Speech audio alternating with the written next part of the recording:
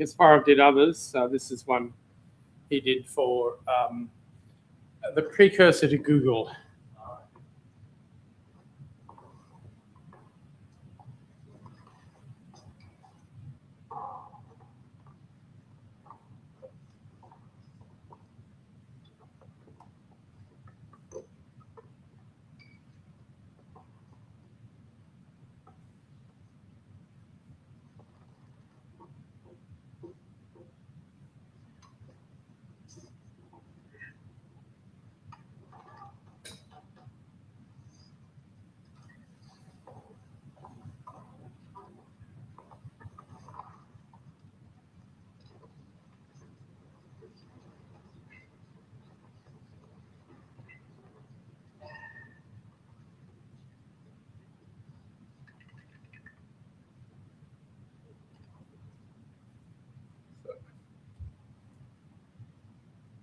Of course, every good player's got to have their own ad. Can drinking water help the kid beat the chess grandmaster? This is Ian. He's Australia's first chess grandmaster. And this is Christine. She's 15 years old. Welcome to the Zip experiments. In the name of science, we're going to dehydrate the grandmaster while he plays Christine in this one-man sauna. To see if dehydration affects how smart you are.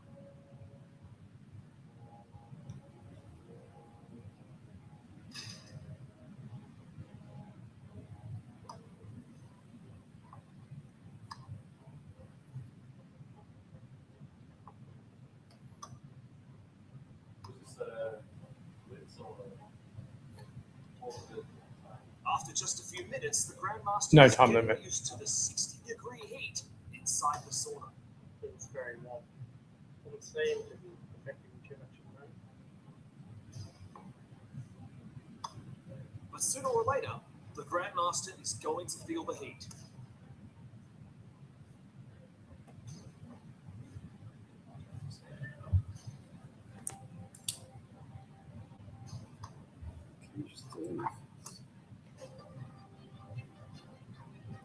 Dehydration is now affecting the planning and problem-solving parts of his brain.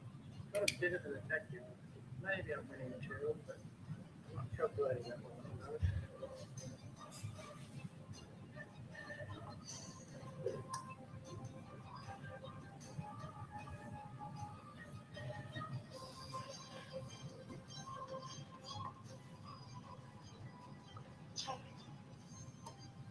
I know that.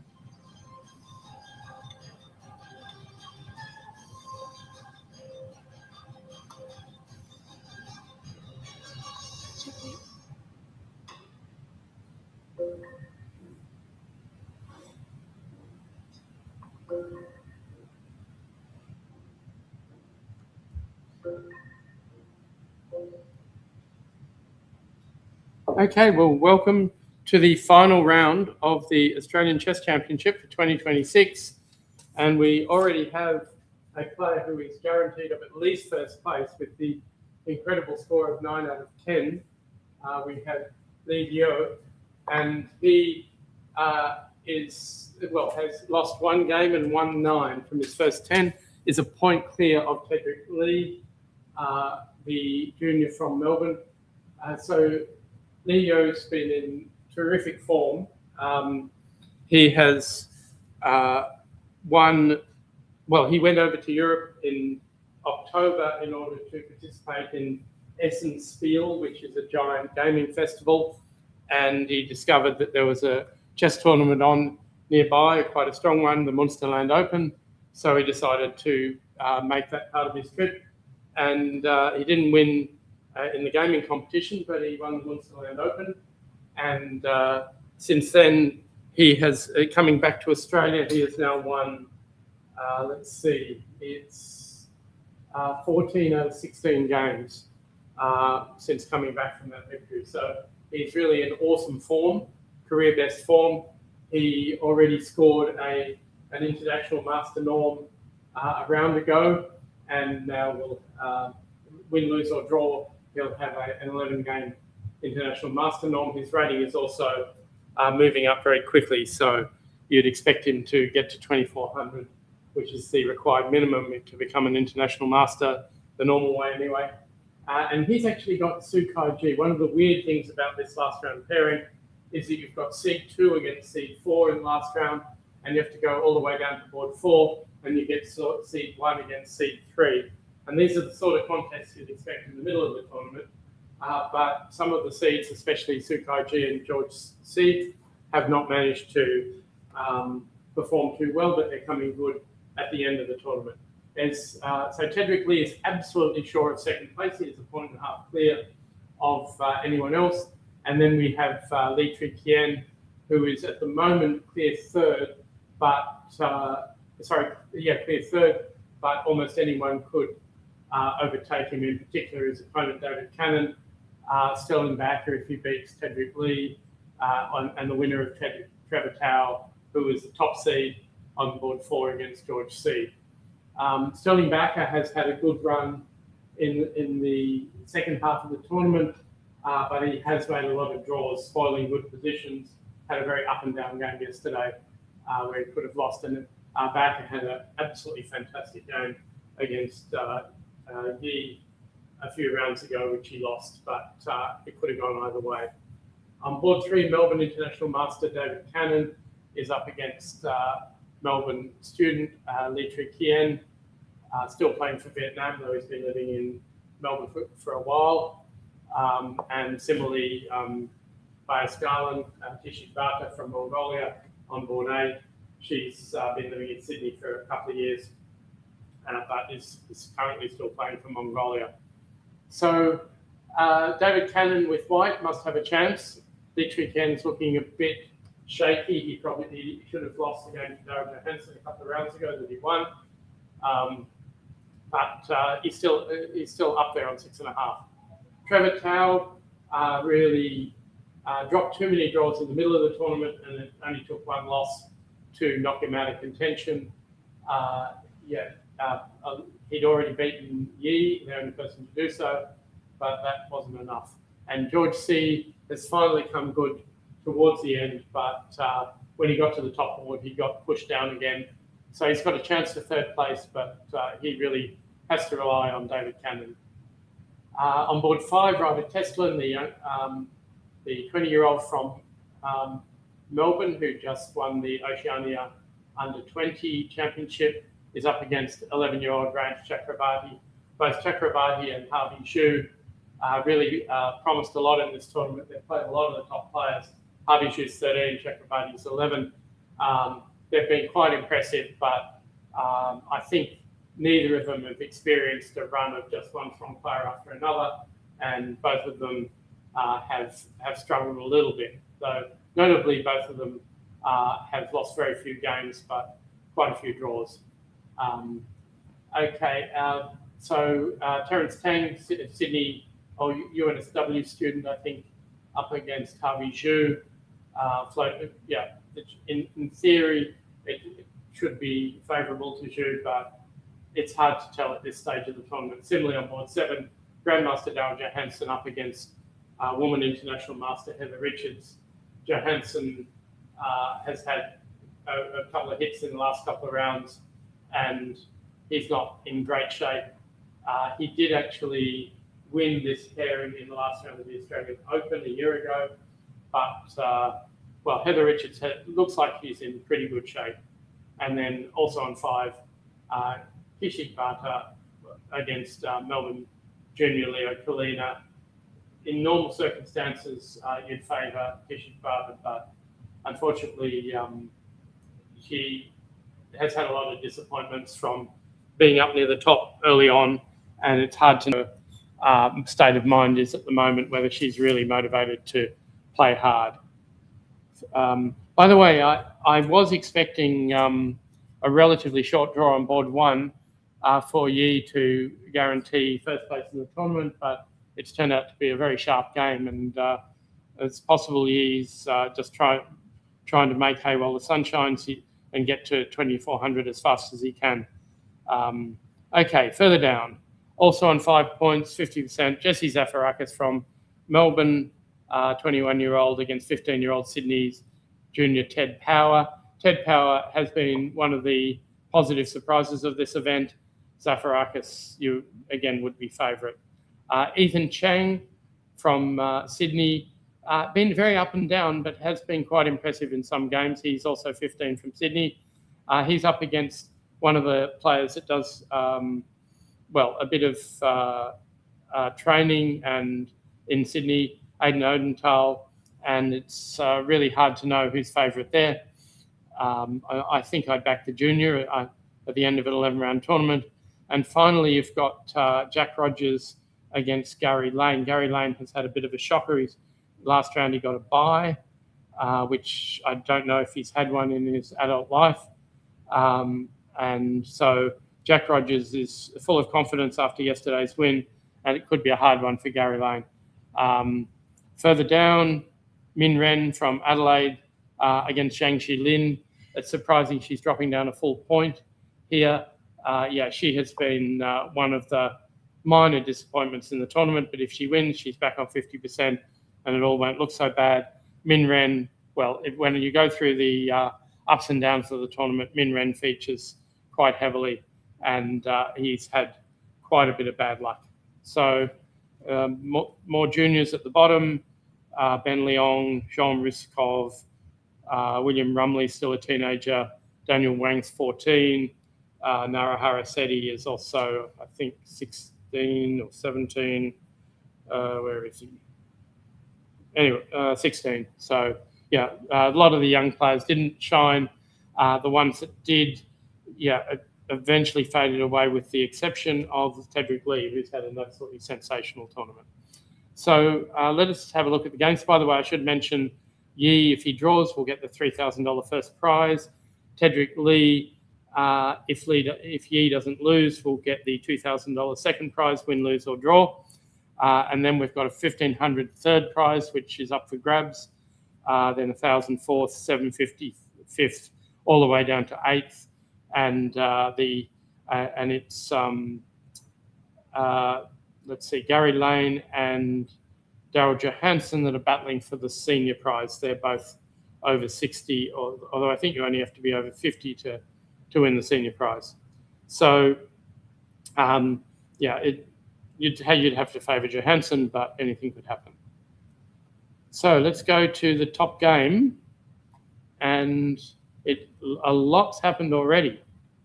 So D4, knight F6, bishop F4. This is what Yi used to play, but this tournament he has switched to playing C4 on move 2 with great success, preparing for his opponent.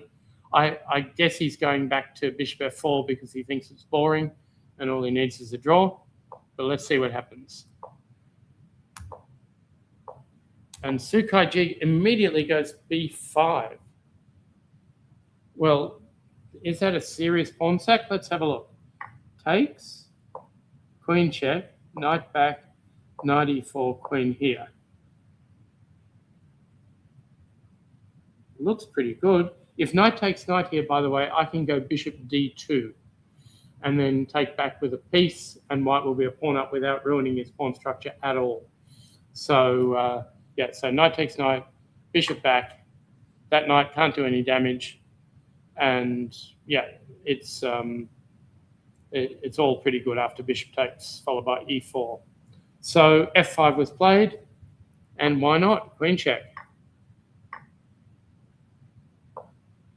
So what possible value can he have for a pawn? I guess he's threatening rook b8.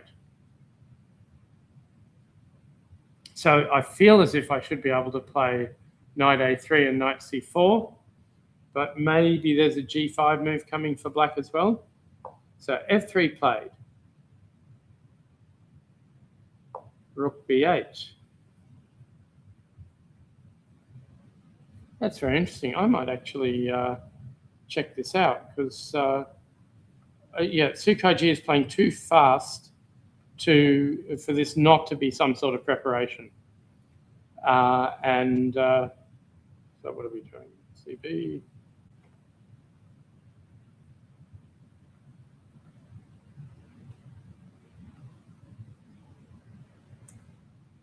So let's have a look. B5. It has been played before. I hope. Yes, and white always took the pawn. Queen check, knight back. So queen b4 has been played. But I think after bishop d2, we get back to a main line that works out okay for white. So knight e4, and queen d3 is a new move. Bishop d2, yeah, not very strong players. So this is new, and it looks good. So f5, they say queen check, take, take, knight a6, and they want c3, which is not exactly a natural move. They mention f3, oops, rook b8, c4, knight b4. And now they recommend rook b1, which is an extremely hard move to find. It would be more natural to take the knight on e4 and try and trap that knight over there, but they say it's nothing. So, yeah, so finding the right moves for white here is quite tricky, very tricky. So let's go back to the game. Rook b8 played, and now Yi is having a big think. Well, c4 is an obvious move.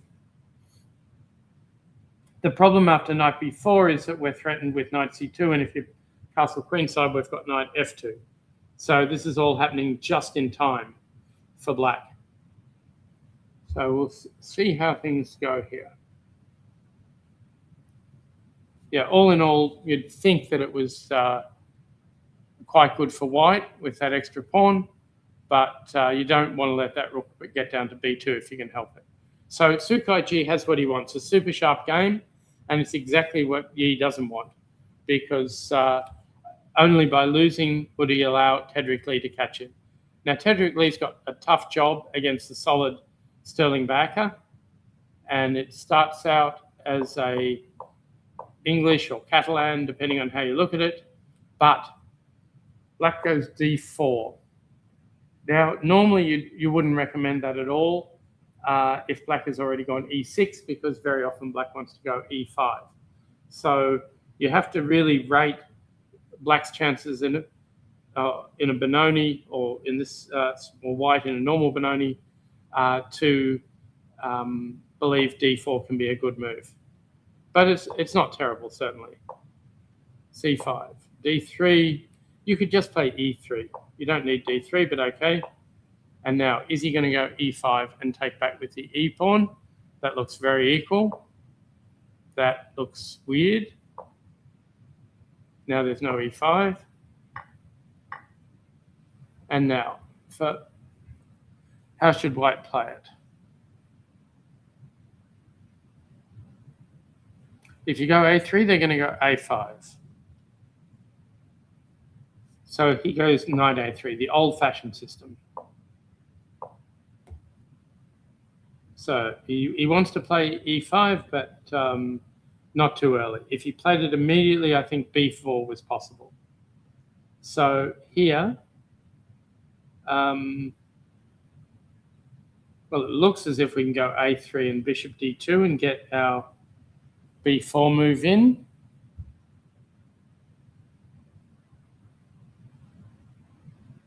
Or something else to b4. Yeah, so this is a known setup for black, and it is supposed to be just about okay.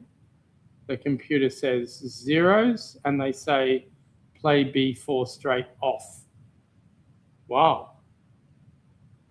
Why? b4. So if knight takes, we can take on d4. I'm happy with that. So what happens after bishop takes?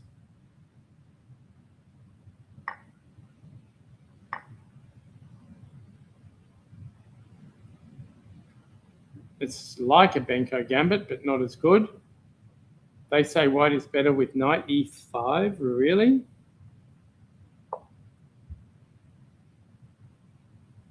A real surprise. So apparently, knight d7, a3, knight takes. I guess that's a pawn up for white. So why is this? Sorry, but for black, why is this better for white? Let's move our knight somewhere. Queen g4. Wow. Threatening the d pawn, threatening the h6 pawn. That's seriously annoying. So okay. So Tedrick Lee is, possibly. Well, the computer says he's equal, but I'm not convinced by that. So Will Barker played b4. Well, he's always looking for thematic moves, sharp moves. So it's quite possible he will. And if black can equalise against that, then he's doing well. So David Cannon is already half an hour ahead on the clock against Li Tri Kien, but it looks like a pretty normal sort of position. So a BOGO Indian defence with a5. Dale Johansson usually used to play Queen e7 here, and with great success. c5 has also been played in this tournament. Okay, after d6, you will have to take on d2 more or less as soon as white castles. Otherwise, your bishop could get in trouble. Okay, that looks a mistake because of bishop here. Now we're threatening a3. If you play a4, we go a3, your bishop goes back and we just take the a pawn. So if you play e4 here, my guess is I can play knight h4 followed by h3. So is this already better for white? Much better. So here, black really needed to take on d2. And he's okay. A little bit less space, but otherwise his position's okay. Instead, bishop c1, a typical idea. Yeah, they're already saying plus 1.3, which is quite incredible. But okay, what is wrong with that? Is it knight g4? G5 rather? Yeah, it's knight g5 with the same sort of idea, but the extra e pawn is in trouble. And if you play d5, we're just taking it, and then you'll have trouble getting d5 back without losing the e4 pawn. So even though you've saved your bishop, you haven't saved your position. So Trevor Tao went for something weird today against George C. e3. He's played it once before in the tournament. At least in that game, he went for b3. George is almost willing to copy Trevor, so he doesn't go b3. And now George C goes, the third seed goes for a double fianchetto system, which looks pretty decent against someone not doing anything. b4. Well, you're asking for c5 here, but George went knight c6, which is a bit weird. Does he want to hit with a5? Don't know. f5. Okay, so he's decided he wants to cover all the light squares. That knight on c6 can go back to e7. The other one will go back to f6. And hopefully for black, you'll get some sort of attack going. So knight here kills d5. d5 is still not possible. And George goes straight for the attack. Now, there's a number of ways for black to attack here, but the easy way is to go g4 and bring your queen out to h5. So bishop f3 played, and he really doesn't want that swapped off. That's super weird. If he plays d5, I guess he's got a funny sort of Dutch defense where white's pieces aren't so well placed. So c5 played to stop d5. And that knight is coming to c4. Now, you can't play b5, first of all, because it's stupid and leaves your bishop on b7 dead. And secondly, because we can play knight takes, knight takes b5 anyway. And if g4, we can go knight d6 and go for the bishop. But I'd rather not take on b5 and maybe play g3 and just leave that bishop on b7 as a piece down, if you like, and maybe just open the center and make sure that bishop stays out of the game for while you're attacking on the king side. So c5 looks like a healthy move. They say knight g6, a4, and d5. Yeah, so d5 may well be necessary sometime. I guess the question is, can I play it like this, or are you going to go d5 anyway? Oh, bishop a6, swap off your bad bishop. Suddenly everything's okay. Fair enough. So c5 played. Very weird game between seed 1 and seed 3. Yeah, I feel as if, even though it's a queenside attack against a kingside attack, on general principles, a queenside attack might give you an advantage, but a kingside attack is going for the king and therefore is more valuable. So even if black gets wiped out on the queenside or has a disaster over there, you still have a chance to fight back if you've got some sort of kingside play as well. So Chakrabarti, the 11-year-old, has used up a lot of time as well in this position, similarly to Kien. And it looks like a normal Nimzo Indian, except that black's knight is on d7. So how did they get this position?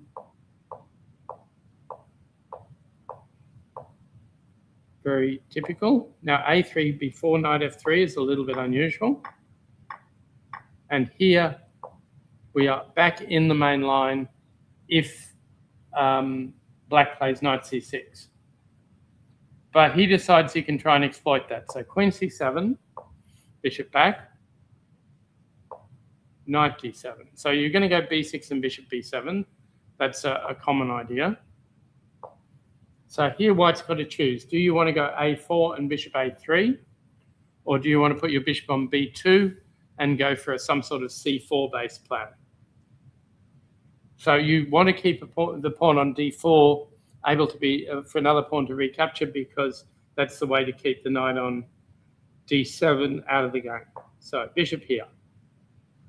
So bishop b7, a4.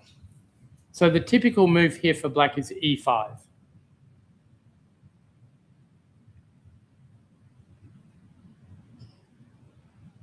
And it looks okay here. You risk having your bishop on c1 out of the game if you swap. I believe that after e5 in this sort of position, you often just go h3, with the idea that in this sort of position, there is no knight g4 to mate you, or to try to mate you even later, and white will try to play knight c4, bishop a3, try to get the pieces to good squares. Instead, rook c8, which does nothing, so knight d2. e5 played, rook e1. So he could definitely go e4 if he wanted. Is he planning knight f1? Probably. That is pretty solid, but I'm not exactly sure what white's doing strategically here. Bishop d3. He is desperate for his opponent to play e4. No wonder Chakrabarti's spending a lot of time here, because Ryder Testolin, the recent winner of the Oceania Junior, is provoking him a lot. So let's see. If e4 is played, where do we put the bishop? I guess if he wants his knight on f1, he wants his bishop back on e2. He could go to b5 as well, I guess. The risk is that after that knight moves, there might be a c4 move, but probably not. So let's say h5.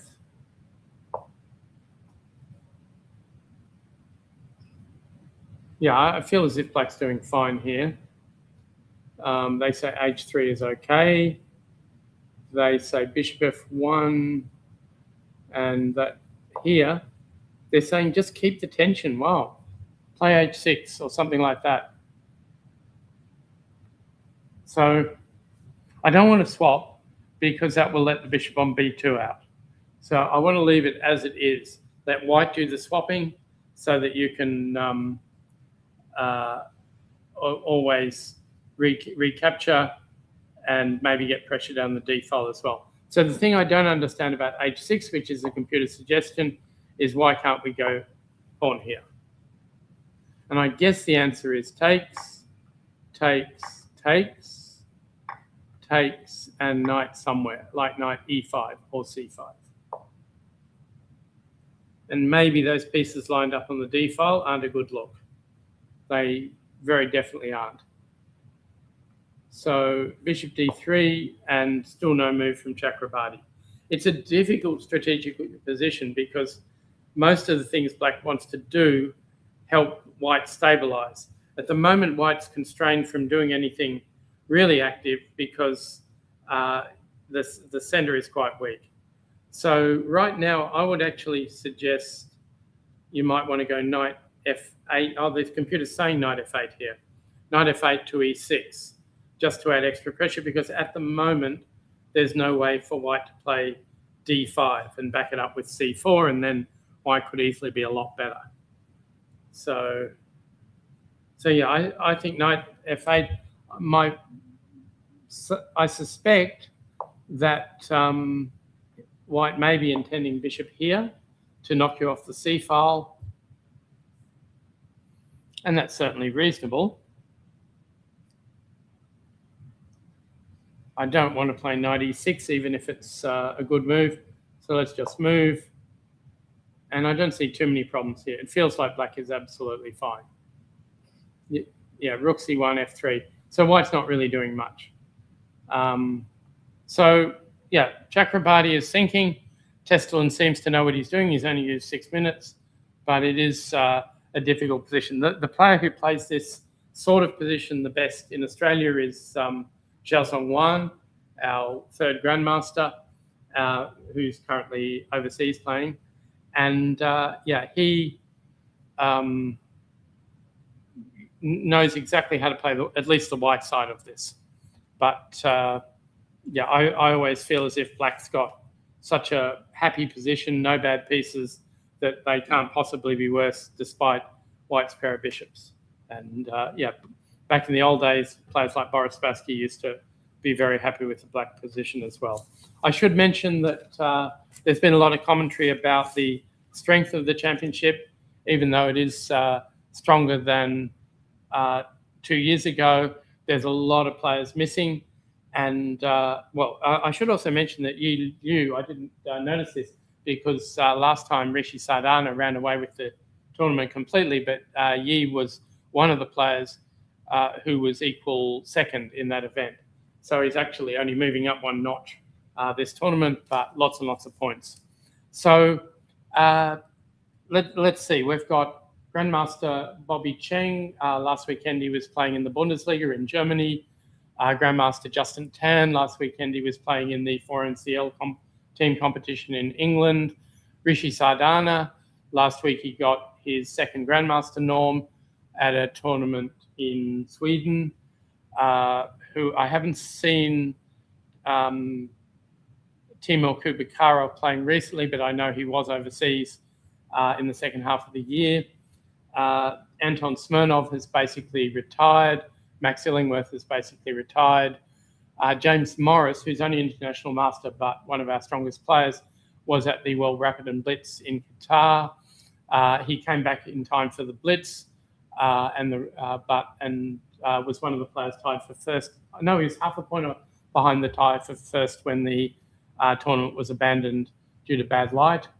And who else have we got? We've got David Smurden, not quite retired, but actually he just played a fairly weak tournament in Sri Lanka, which he won with 10 out of 10. So he's active overseas as well. So all of our top players, or almost all of our top players, are playing, but not here. And I can understand it because the winter period in Europe, the January, February, is full of really, really good tournaments. Almost every country in Europe has a strong Christmas Swiss, the way they have one in Melbourne and in Redcliffe this year as well. And also, of course, there's Weichensee starting on the weekend. And it's been a while since an Australian was invited to Weichensee, but certainly even the lower groups are quite testing. And in Spain, right now, our women Olympian Shen Jiyuan is playing in Seville, and she's doing quite well, picking up lots of rating points there. She just came from another event. in Lyon, where she performed extremely well. Another women's Olympian, Zhang Nguyen, she's just finished playing the Rilton Cup in Sweden. So it's not as if our top players aren't trying to get better, but the Australian Championship, with the same prize fund for more than 15 years and no conditions anymore for grandmasters, accommodation or appearance fees or anything like that, is no longer such an attractive event. So really it's for the up-and-comers who want to prove themselves. In past years, there was almost an unwritten rule that if you won the Australian Championship, you would make the Olympic team, but that hasn't been true for quite a while. It's a big question whether Yi will be in the Olympic team. He'd need to do something good in the first half of the coming year as well. So Yi, instead of, he did play c4, knight b4. Instead of the recommended move rook b1, which I think is really hard for a human to play, he decided to trap that knight on a1, a6. So we have to come back. We come back to c3. Now, how is he going to rescue that? It'll probably involve taking on e4 and playing bishop f5, but that's certainly not the end of the world. If rook b4, I think I'll just go e3. So I would have judged this as better for white a lot. They're saying g5 is playable. Okay, the idea of g5 is to play bishop g7 and take the knight if you ever play king b1. So after g5, I can't win that knight, because if I go king b1, you take that knight here. Now, the position's up. Everything's funny. Okay. He played bishop e2. Hang on. So c5 was played. g4, knocked it back. h5. He was waiting for knight c4 so he could play bishop a6. And now instead of dropping in on d6, he goes to e5. Take, knight takes. You have to say that black's got a better bishop, but I wonder if white's knights compensate for that. So, yeah, all in all, I really don't know what either player are going to do apart from push pawns. Yeah, you can put your pieces on reasonable squares, but where do they go from there? Yeah, black's got d5 for a knight if he wants, and that's certainly okay. But yeah, it's not going anywhere. So the whole thing is weird. So the computer's going to say zeros probably. It will eventually. So knight ed5, yeah, that's a natural move. Knight g6, big deal. Queen e8, where are you going from there? If knight f4, you can't go anywhere else. I guess it's to stop the knight g6 stuff, but using the queen like that looks very odd. The computer thinks black is better, but I doubt that means that he actually knows what black should be doing. So really complicated, unclear position. Testolin, Chakrabarty very cleverly decides to threaten mate and hope his opponent doesn't see it. And extreme bad luck, he saw it. So is the queen reasonable sitting there? Where's it going to from there? I'm not sure at all. Knight e4 is possible, but I don't trust it. And maybe queen e6 is interesting, just to come over to the king side. Queen f5, knight g4, something like that. And also, when you play queen e6, it enables you to move your knight on d7 to some better square, and maybe f8 and g6 to attack on the king side as well. So I do think Chakrabarty's doing fine. Yeah, they keep saying swap in the center.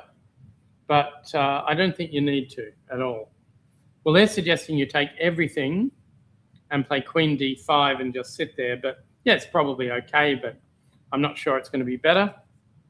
So another youngster, Harvey Zhu, looks like he's super brave, grabbing that h-pawn. How did this happen? This is a King's Indian with bishop e2 and bishop e3. Now this is the trendy line. Previously, people went to g5, trying to get black to play h6 before they drop back. And here, I believe c5 is playable. It looks crazy, but it's not so bad. But okay, e5, d5. Okay, and now knight a6. I do know that Harvey Zhu has had some success with that. He's not mucking around with a5 before knight a6 because he actually wants to play knight fd7 and put the f knight on c5. And the a6 one just prevents b4 for a while. So g4 played.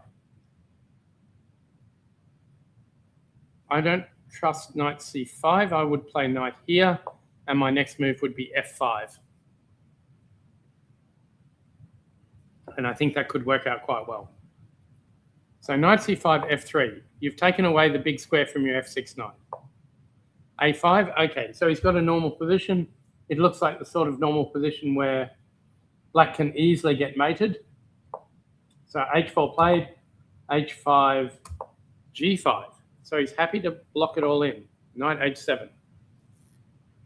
So that is a terrible square for the knight unless black can play f6 and break out. So queen d2, f5,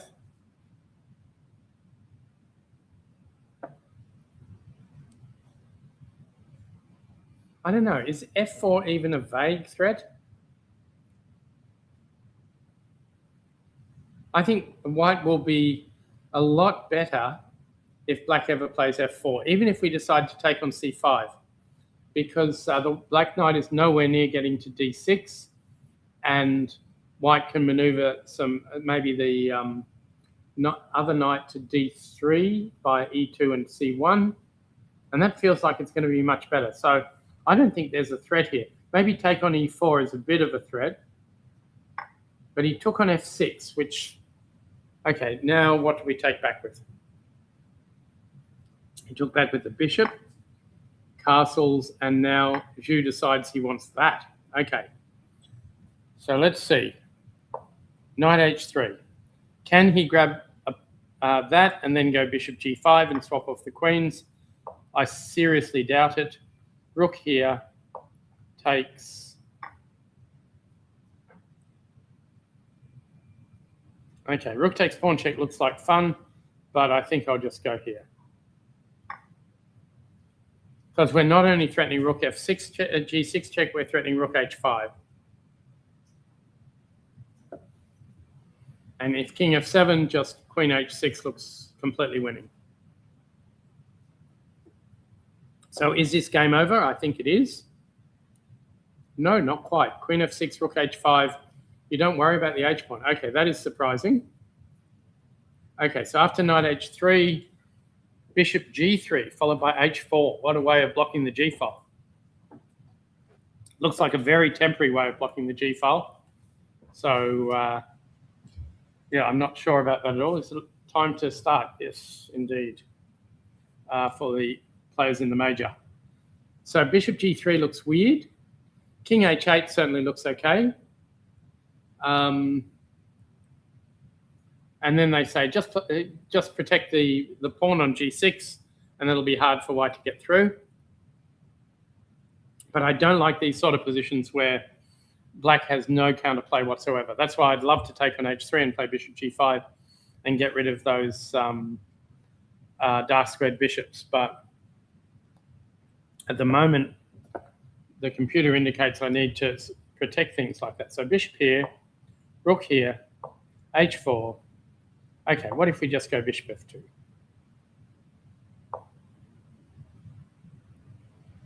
Take.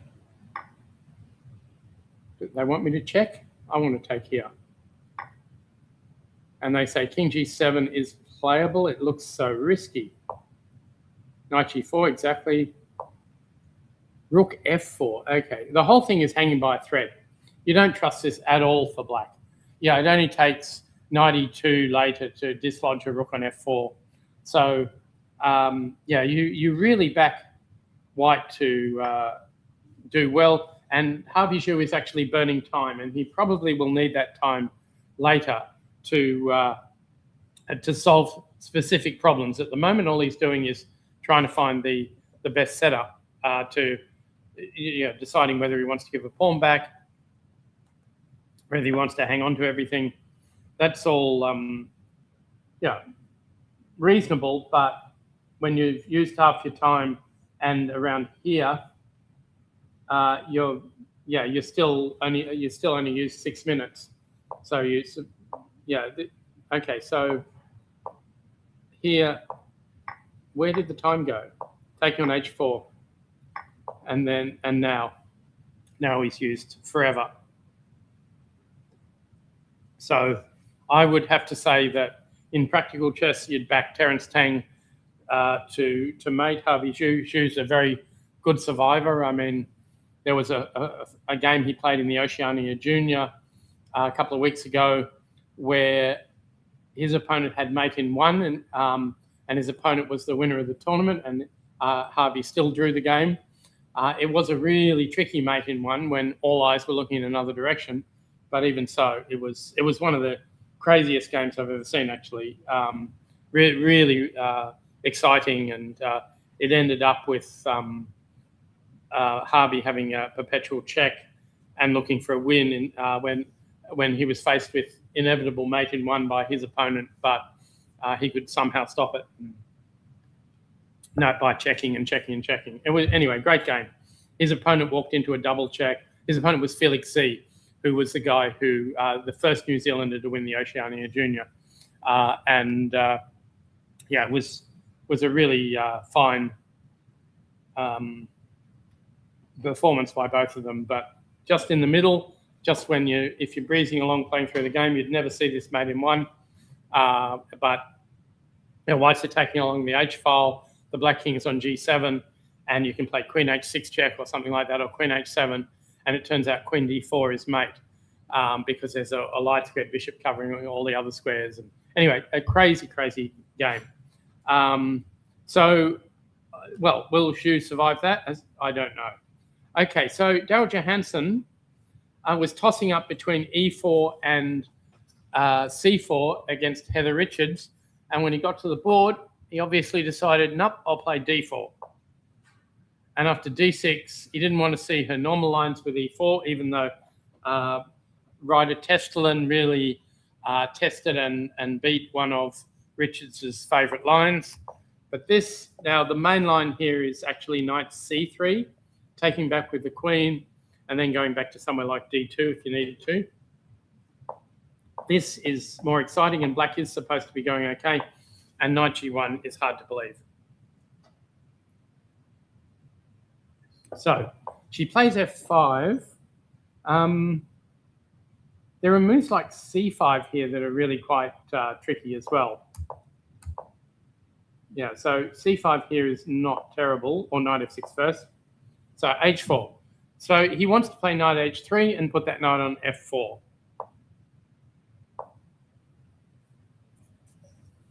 Gee, this looks sus.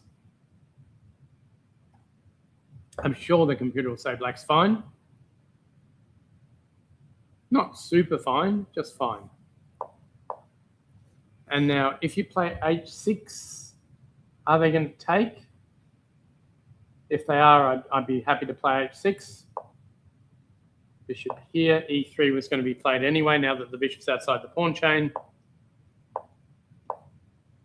Okay, I don't see the point of Queen A5, but she doesn't want to allow B4.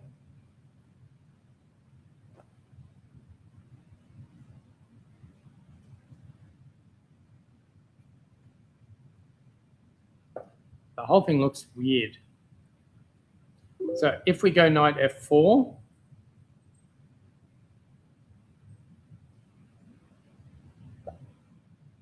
I guess the bishop drops back to F7.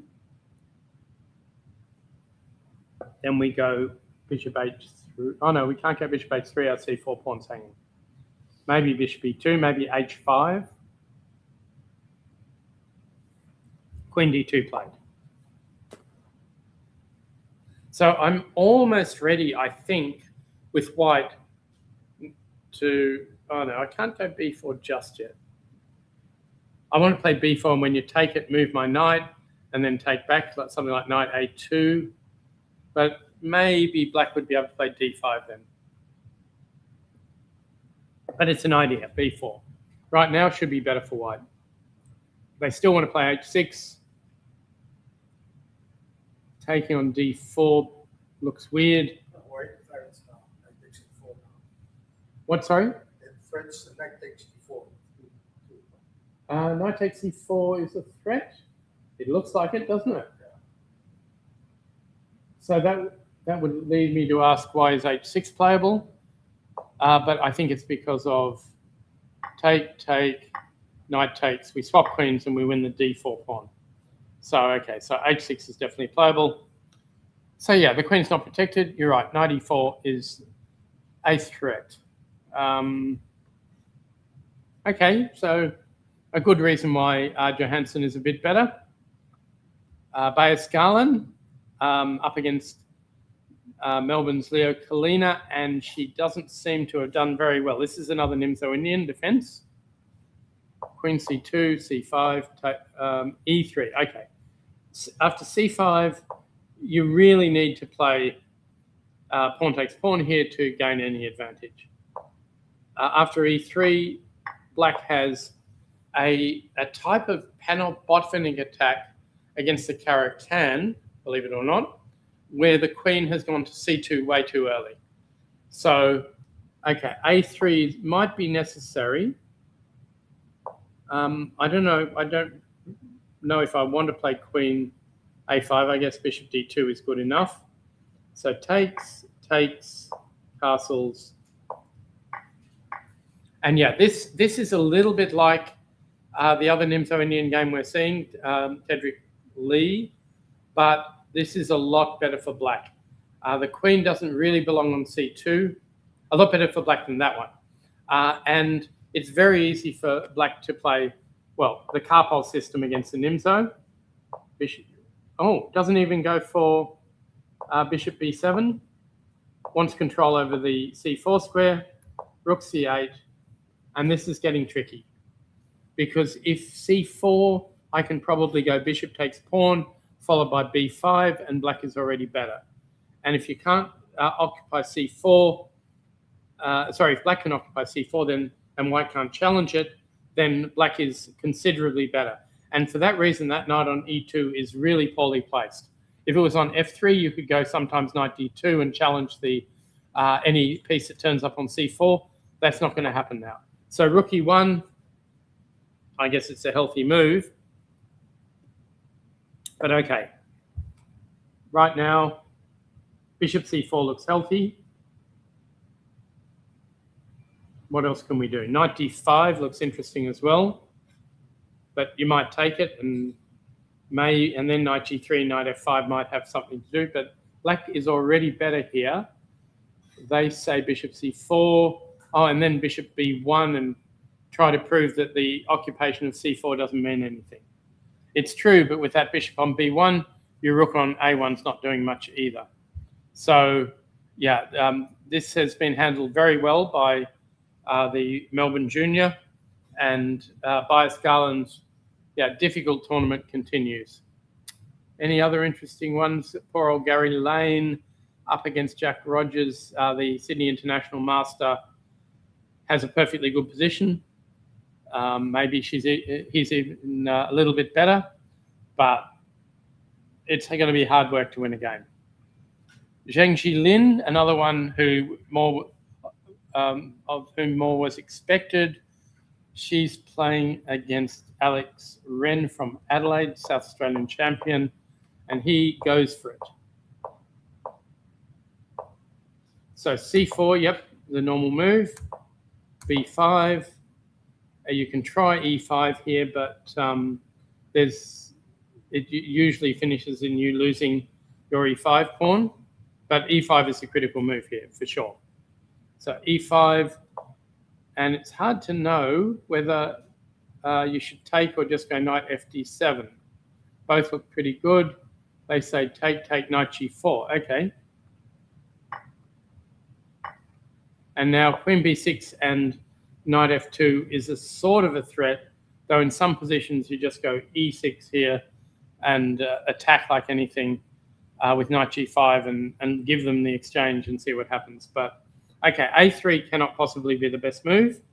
So queen check, king here, and knight d7 looks a bit funny. Again, I would love to go e5, e6, so let's do it.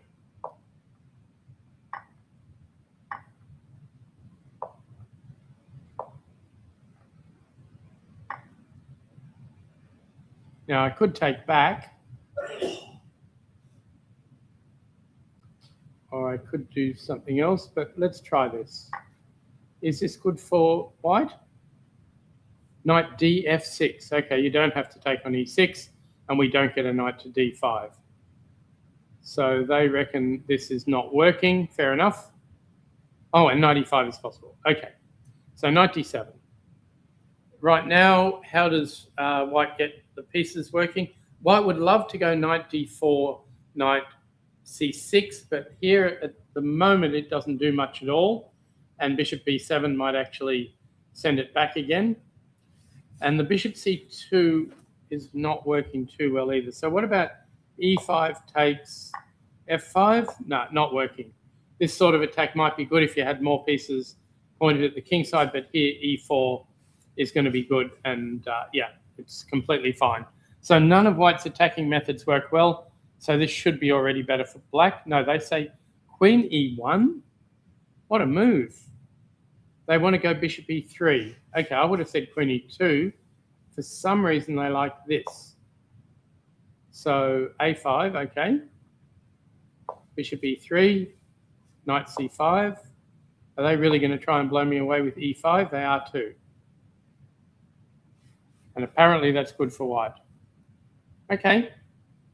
Not that queen e1 is going to be played, but queen e2 is, though, is a natural move here, followed by bishop e3. I suspect the reason you play queen e1 is that you can go to h4 and then play e5 and knight g5 and attack that way. So the first short draw that I've seen so far this tournament, two teenagers who haven't had the easiest of tournaments, that is not a very short draw. Okay, they just played a lot of moves. So we have a sharp line of the Sicilian. Is this just testing William Rumley's preparation again? It looks like it. Okay, you'd love to play b5 around here with black, but unfortunately bishop takes b5 is already winning, followed by knight takes, queen somewhere,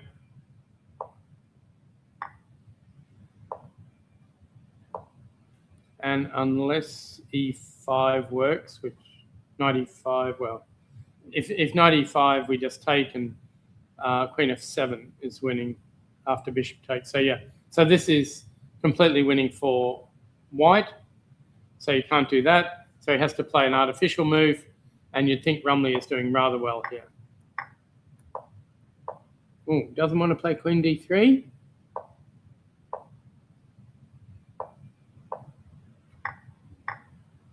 Rumley is clearly better because the d6 pawn is much weaker than usual. But okay. And now it takes on h6, seems to relieve the pressure. Even a move like queen a3 might be quite promising. What a weird swap. Okay. And now everyone's got weak pawns. So bit by bit, they all come off the board. I would have gone rook g6, but who cares?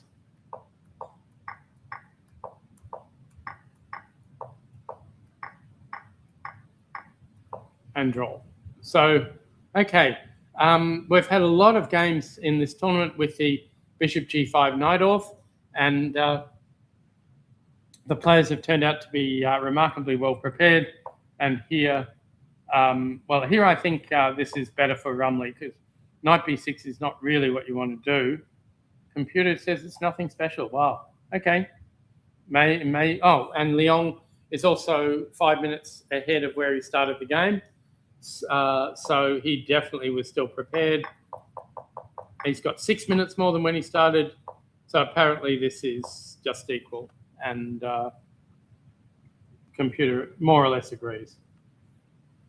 So that's our first draw. Have we had any others? No. Daniel Wang, trying to redeem himself after a pretty difficult tournament, has got a queen ending where it's a bit tricky for white. You should always be able to draw this, I suspect, but it is not easy.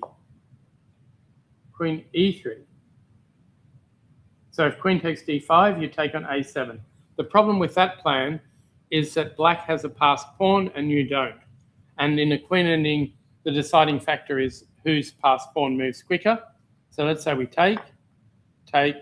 I'll throw a check in, and maybe I'll. Okay, if I take there, you can check and take on d6. But I'm just going to go d5.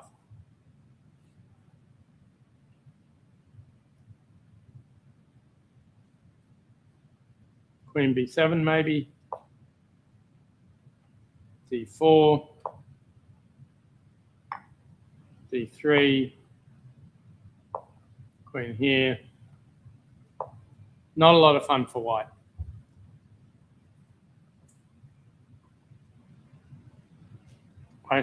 Does white even have a perpetual? No, almost certainly not. So is that game over? Yep, that's game over. So that, unfortunately, is what black can do in these sort of queen endings. So swapping the A pawn for the D pawn is not a good swap. And Jean Ryskov, 15-year-old, is currently on 12 minutes. No, he lost on forfeit, eh? Okay, so that is surprising. He didn't turn up against Pritam Kundu.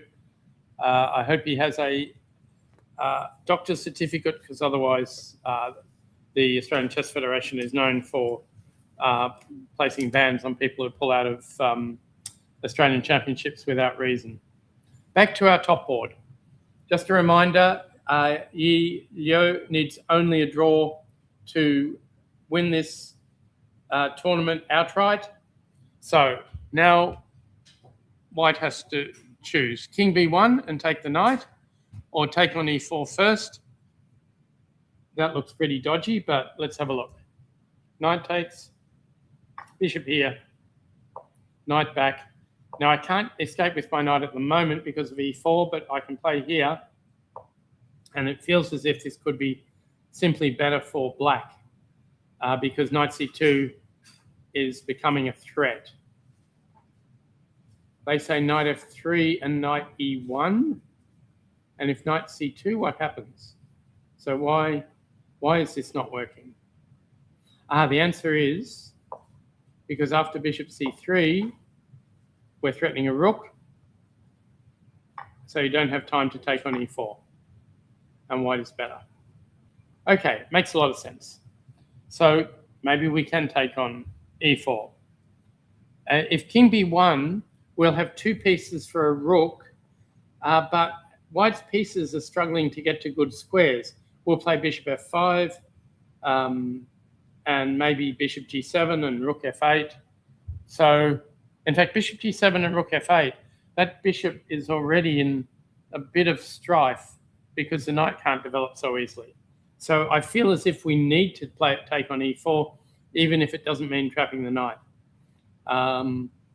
And we've got one pawn for the exchange already, and the knight will take a while to get out. But it's a messy position and not what Yi wants in this sort of a game. So Sterling Baker had just played the excellent b4 when we last looked. So bishop takes, and now queen b3. I was expecting knight e5 straight off. Knight back, knight e5, take, knight d7. Okay, so is there any problem with playing Rook b5, I guess a6 is okay. So rook went back to e2, and white is going to try to put a bishop on d6, but black can play knight c5 first. So I don't think Bayaka has played this that accurately. Knight c5, yep. They don't like it so much, but they still think white's got great compensation. What's that? Queen b5, I haven't got. It's knight c5. Yeah, and I don't have b6 to back it up. You're right. Yep. And queen e7, bishop a3. Although queen b5, if I take the d3 pawn, will I ever get out of there? I don't know. Bishop a3. Gee, it's sharp, and I'm not. A6. Queen b3. Yeah, it's very, very messy. What we're looking at is knight c5, queen b5, knight takes pawn, bishop here. Is that knight trapped or not is our question. So if I play e5, you'll trap it with bishop e4 because then there's no bishop f5. So is that actually good?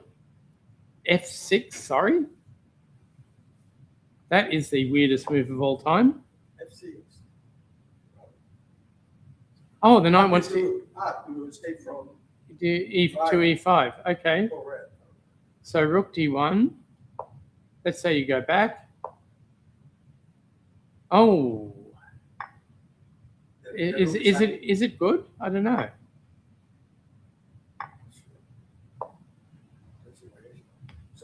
Black's fine. Yeah, bishop check. Just play f5.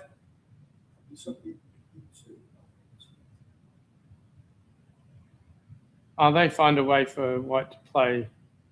Okay, they're saying bishop check. Yeah, okay, but it's just a dead draw with opposite bishops. So, yeah, okay, so nothing very clear here, actually. So I don't, quite possibly, he has played knight c5. Okay, so queen b5. It's really complicated, but I think Tedrick Lee's okay. And, okay, so he plays conservatively with queen here. And now I would think we can just go queen c7, and there's no problem at all. Because if bishop f4, we go to e5. Yeah, because the bishop was better than knight 3 for Yeah. Bishop was indeed destined for a3. I suppose with the bishops, you've still got some compensation. But if black gets e5, and no, they think this is already really good. So Tedrick Lee could be heading for victory, which means the result of this one is a lot trickier. And look at Yi's clock too, half an hour left. He is burning time over his last couple of moves, but especially here. Because he has a big choice. Do I take on e4 and risk not trapping the knight on a1 because of bishop f5 and the rescue mission starts? Or do I go for the knight straight away and risk not being able to develop my king side? In other words, bishop g7, either castles or rook f8, and it starts to get really tough. You don't really want to go knight h3 either. In fact, if you play king b1 straight off, and we go bishop here, king takes, rook f8, knight h3 looks absolutely forced, and now h6. And are you actually developing here, or is this working well for black? I think black's got wonderful compensation here. And they say you play accurately, you make a draw. Knight d1, great. But yeah, I'd go for black every time here just because of the extra development. And okay, what is wrong with e3? Then I guess we play bishop takes knight and rook to the second rank, and suddenly the pawn on b2 is in trouble. So yeah, black is already better there, I think. So yeah, you've got to be super careful. So Yi won't be happy with this. He played the London system, which, as all of you know, is the world's most boring opening. And I think he would have been very happy if his opponent had reacted by, I don't want to play against the London system, would you like a draw? But Instead, he's found something really sharp, this b5 move. Knight c3, b5. Well, c5, then b5. It gives away a pawn, but it puts all the pressure on white. Queen d3 was a novelty. And even after the swap of queens, black manages to just keep enough initiative for the knights to be dangerous. And this is how we got that knight caught in the corner. And he's played king b1. Oh, no, he hasn't. These are my analysis. He's still thinking. So it is conceivable we will get Tedrick Lee winning and Yi Liu not winning, or losing, rather. So that would be probably a playoff match sometime in the future. They are from different states. Yi is from Queensland and Tedrick from Melbourne. But since Tedrick is only 15, he probably doesn't have too many commitments and can probably come up to Brisbane pretty easily. So, yeah, it's been a remarkable race between these two. It's very similar to the 2010 championship when we had George C. and Zhao Songwan both racing to 9 out of 10. And eventually it was George C. who blinked in the final round and Zhao won the championship. But yeah, it's normally when someone gets the sort of score that Yi has, he's burned off all his main rivals, especially since the only person who beat him, Trevor Tao, has dropped back with lots and lots of draws.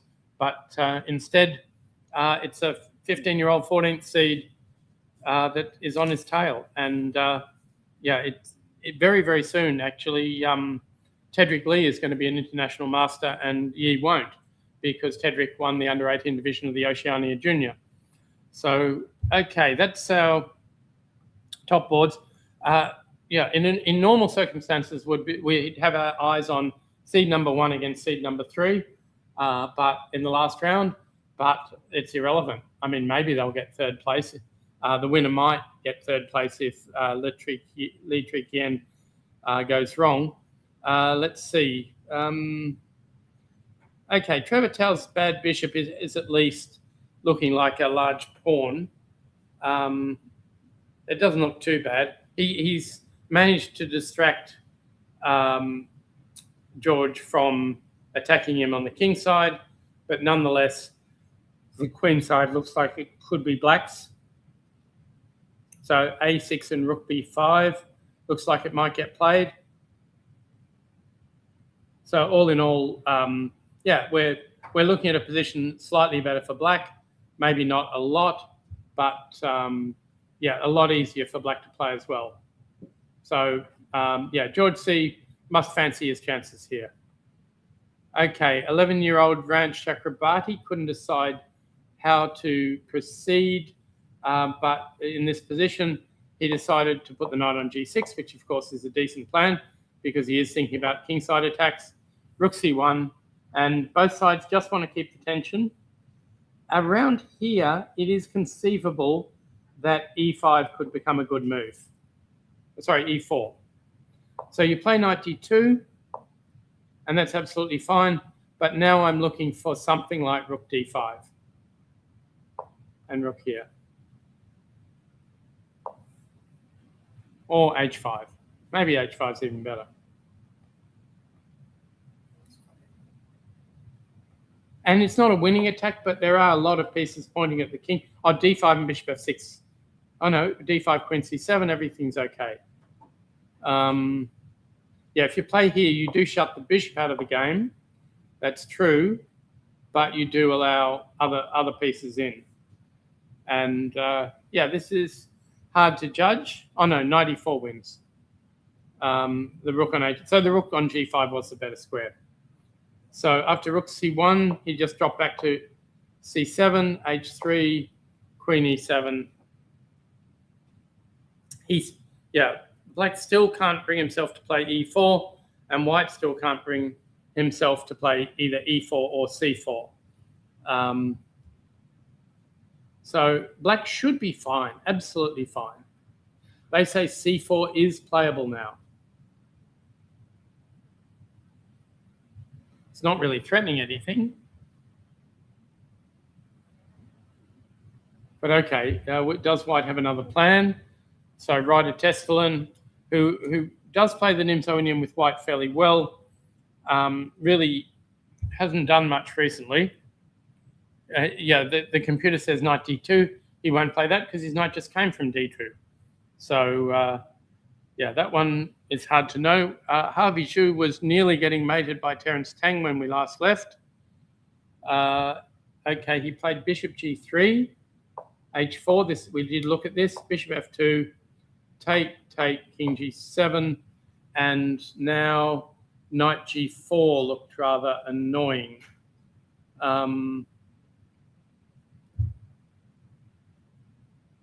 Yes, after knight g4, I don't think we can play that because of rook h4, and that is a bit of a problem. So if you take, we're taking with the rook, and feels as if everything's good. So what about rook f4? This was the move that at least holds things up for a while. Now we do have bishop to d1 and then knight e2, or even bishop f1 and knight e2. Hard to say. Both of them leave the f-pawn hanging a little bit. They think black's fine. Knight e3, h3, knight b5. Okay, if that is the case, then white has no mating attack. If the computer... Doubling rooks where? What square do you go to? G2? Okay, so now you can go knight h3. No, you can't. Maybe I can go rook g1. Yeah. Okay. Now bishop maybe. I'm pretty happy with this with black. I've got pawns in front of my king, Yeah. and I would like to get developed at some point, but I can imagine even giving up the exchange and having control over e5. So yeah, I do need to overprotect g5. But yeah, so it's looking just about okay. So Harvey Zhu was way behind on the clock. I think his opponent, where did he burn the time? After bishop g3, he started using up a bit of time. And okay, he has not played knight g4.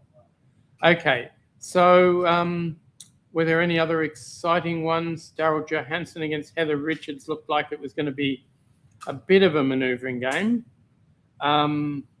Queens are off the board, eh? Oh, no. Your suggestion? B5. Why can't we go B3?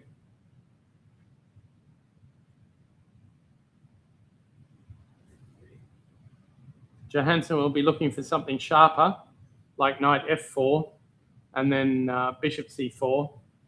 But then knight c7 and your d5 pawn is a little bit weak. But b3 looks absolutely fine. So the knight, if the knight on a6 doesn't have the b4 square, and if it goes to c7, then after b3 it doesn't have any good squares there either. So white should have time to improve the position of his pieces. Knight f4, bishop d3, and it's hard to see what Heather's plan is. So that looks okay. Gary Lane, we were hoping for a comeback by him. He's had the international master from Sydney, 61 years old, has had a real shocker. I don't trust Lane's attack particularly, but certainly Jack Rogers has been scared enough not to play Castle's kingside, but I'm not sure what White's doing here. You can go rook a1, rook a7. Usually it doesn't do much. And it does occasionally allow black to break through with e4. Personally, I think I might want to castle here. Yeah, it's hard for white to do anything progressive too, but black's position is already near optimum. I guess knight g4 is a decent move, but what is that knight on e7 doing? If you can solve that problem, maybe you're going to be better. So maybe you want king moves, knight g8, knight f6 to put it on a better square. But that's very slow. So Zhang Qilin has got a... Okay, so we left it around here. White played h3, scared about knight g4. Rook moves, knight c5, bishop e3. Well, that's not very scary. So we could go a5 if we wanted. And it certainly looks possible. Or we could put a rook on c8 and then be able to retreat the queen. So the next question is there a threat of e5 around here? Or is the d pawn going to be too weak when it happens? Really hard to say. If it is going to be weak, we could always go rook a d8 and make sure e5 doesn't happen. But I really want to get going on the queen side. So computer wants a5 or did want a5. Now knight h5 is a funny move. Rook a d8. Okay. And they think white is slightly better, but computers do like players with space. So back up to our top game, because that really is years burning time here. 21 minutes left. And he played e3. Okay, so his knight can at least come to e2, bishop here. So black is getting ready for rook f8 and rook f2, and you've got a problem. And you still haven't taken my knight on a1. So bit by bit, this is getting better and better for Sukai G. So, all right, we start with knight e2, let's say, rook here, knight g3, rook here. Oh no, then you can take on e4, probably, possibly. Okay, so how do we make this better? Not so easy. Maybe this is okay for white. Hang on, rook here. What about rook here? Knight takes, rook. Oh no, rook takes you can take with the knight. Bishop takes c3 doesn't solve the problem. Okay, not working. So, well, knight e2 is forced. They say it's okay, and then castles, knight g3, okay. So this is more or less what they want. They think castles is better. Okay, I'm not sure. Knight g3, rook b7. What? Please explain. Rook b7?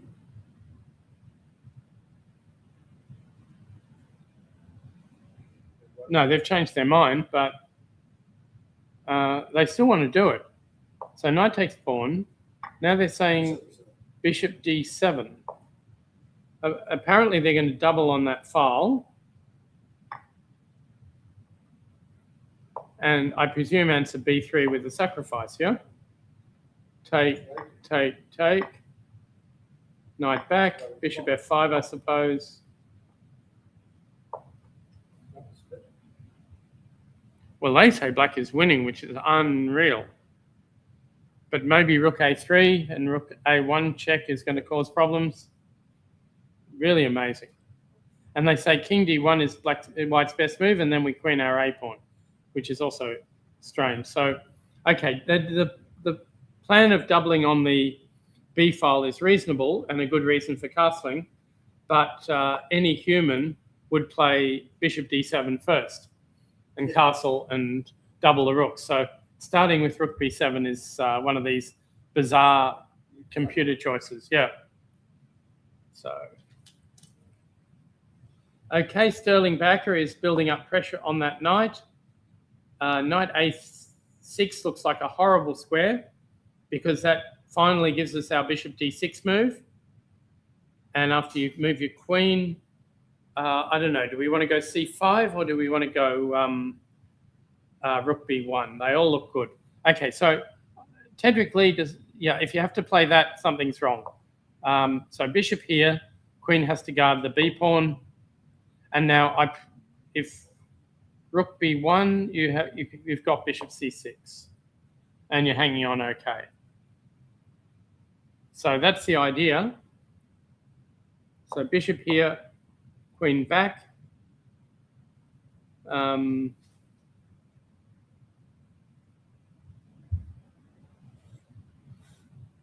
C5, you've still got bishop C6. So possibly we should just do this.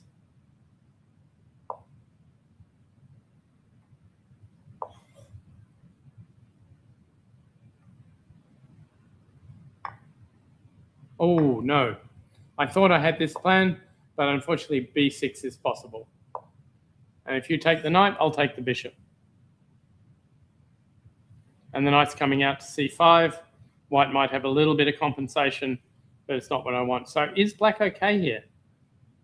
Absolutely okay. Bishop D6, rook B1, bishop C6, takes, and so on. And they say black is fractionally better, or black is a pawn up. But if white doesn't have anything clear, then bit by bit, it's going to get better and better. So bishop D6 played. So Tedrick Lee has survived most of the pressure put on by white. And the question is, will he be able to convert the extra pawn against Sterling Bakker, who is a very, very good defender? For those who've just walked in, Yi Liu is in trouble for the first time out of an opening anyway. And yeah, so he's had a run of 5 consecutive wins, but he's absolutely short of time. Well, he knows his position is difficult, and he knows if he doesn't get the right setup, then black will just develop. And well, he still hasn't won the knight, because you do really want to just play king here if you can. And then the question is, how should black proceed? Well, castles, maybe bishop e2 now, and rook f2 could be good already. Yeah, I can imagine rook here is good, because in this position, you can't even develop your knight on g1. So you're really lagging. And this should be better for black, a lot better for black. Yep. So, no, Sukai G. Sukai G actually impressed a couple of years ago. He just changed federation from Singapore to Australia, and he came equal first in the Oceania Zonal down in Melbourne, I think it was. He's unbelievably inconsistent. He's actually a student of James Morris, one of our top players, and he's beaten James Morris as well. But he just will put bad games in regularly, almost like a junior. Just do something stupid and be able to play really well on other occasions. So today he looks like he's got his best game on, and he's going rather well. Yeah. So any other interesting ones? Yeah, Daryl Johansson is going well against Heather Richards. But I think this championship is probably, if not the swan song, then the last time that the older generation can realistically hope to win an Australian championship. Yeah, we had players like George C., 3rd seed. You had Daryl Johansson, 5th seed. Even Stephen Solomon, who had to drop out because of a family emergency.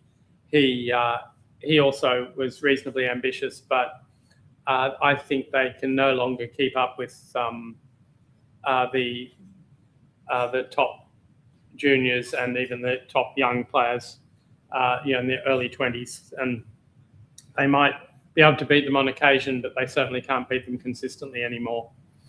So even Trevor Tao, who's 48, said this looked like the end of the road for him too, that he was no longer a serious contender, remembering that Trevor Tao was the main rival 2 years ago to Rishi Sardana. So I'm not saying these guys aren't capable of playing really good chess occasionally, but they simply don't have the consistency or the stamina to play a 2-week Australian Championship and be right up there anymore. And you saw that very clearly with Gary Lane, Darryl Johansson here, but also Trevor Tao. Barman Kargosha started okay, eventually pulled out with a couple of rounds to go. He's in his late 40s as well. So the maximal age for success in chess nowadays is supposed to be the 27 or 28, and it's all downhill after that. That is slightly mitigated if you are a really strong player, because the amount you lose is relatively small until you hit about 40. So this is all based on also on memory studies, where you're supposed to be able to improve your memory up to about 27 or 28, and it should stay stable for until you're about 40, and after that it will start to deteriorate, whether slowly or quickly. You simply won't be able to remember the long lines of openings that you were able to remember before, unless you prepare it the same morning. And Vishy Anand actually mentioned before one world championship match. Which one was it? I think it was the Gelfand match, that he had a long training camp with his seconds, and then at the end of the training camp, you put away the computer and you do everything on the board to replicate the conditions for the world championship match. The seconds can use computers, and they were simply going through the main lines and trying to challenge Anand to remember what they'd looked at during the month or so that the training camp had been on. And Anand said, to his great embarrassment, he not only couldn't remember the lines they'd looked at early in the camp, he couldn't even work them out. So he realized that he was a different player to the player who had near photographic memory when he was 18. And if he saw a game that he liked, he'd go for it. And of course, the most famous example of that is, okay, let's find the first game. Games, filter list. Here's Miles.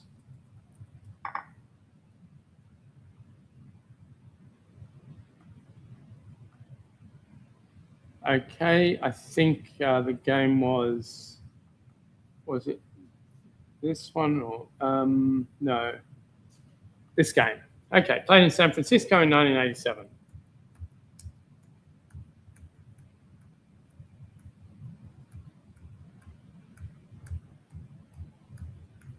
So it's a boring game. Pieces come off the board, and eventually they agree to draw. Fair enough, nothing happened. However, when Larry Christensen played Bishop F5, Miles looked at him a little bit strangely and rubbed the E2 square with his finger to point out to Larry that Queen E2 was winning a whole piece here, because if Queen E7, Knight D5. And they'd prearranged the draw, so they were just going through the motions. But Miles wanted at least to point out to Christensen that he could have won if he wanted to with Queen E2. Now, fast forward 1 year later, this game, at least an extract of it, was published in Chess Informant as an interesting idea. And now we have a game in Biel in 1988. Anand remembers the Miles game. Why not play like that? Queen E2, resigns. So Anand lost in 6 moves in a very serious tournament in Biel because his memory was too good. He hadn't actually checked it out, but probably he just skimmed through the whole informant, remembered everything, and his subconscious said, oh, you can play Bishop F5. And yeah, it was played by good players. And so that's the unfortunate problem with not checking your home analysis. Well, it wasn't home analysis. I think it was probably spur of the moment by Anand. He wasn't especially, he did play Knight F6 sometimes, but I'm not exactly sure why he wanted to draw with Zapata. It could have been the last round, not round 9, but I think back then they usually played 11 rounds, so probably it wasn't the last round. Anyway, that's definitely the most embarrassing defeat of Anand's career, matching the 6-move loss by Daryl Johansson in an international tournament in Germany, except Daryl was white in that game. So that was an even bigger achievement. And I managed to lose in about 5 minutes in an international tournament in Yugoslavia. In my favourite line of the Scandinavian, I just did something silly and we were both going bang, bang, bang. And then suddenly I had to resign. I was about to move 10 or 11. And we left the playing hall and everybody in the playing hall thought I'd made a short draw because you don't finish games that quickly. So it was only when they came back the next day. Because prior to that game, I think I had 4.5 out of 5 and I was doing well. So maybe I thought, okay, a quick draw with black is going to be good. Tournament's going well. But in fact, Kara Klajic, my opponent, had just found an interesting new line that I misplayed instantly and thinking I knew what I was doing and lost. And Kara Klajic was a really interesting character. He spent many years of his life not playing chess, but being a DJ in Singapore after starting as a professional chess player in Yugoslavia. So he was a really interesting guy to hang around with, especially if you wanted to talk music. So, which I could because I'd only played for 5 minutes against him, and we had 4 hours to wait while everyone else finished. So, okay, so that is the Anand game. And Anand has hung on to a very good level at 50 years old, a really good level at 50 years old. But you have a look at some of his contemporaries, and players like Romanishin have dropped a lot in strength recently. Gelfand's maintained a reasonable level, but that whole group of kids from the 1980s who came up very, very quickly, they're starting to fade. And of course, it's really embarrassing to see players of Karpov's era, like Oleg Romanishin, who was a world-class player. He just played in the Rilton Cup, rated 2240 or something like that. A player who used to be around the 2700 mark.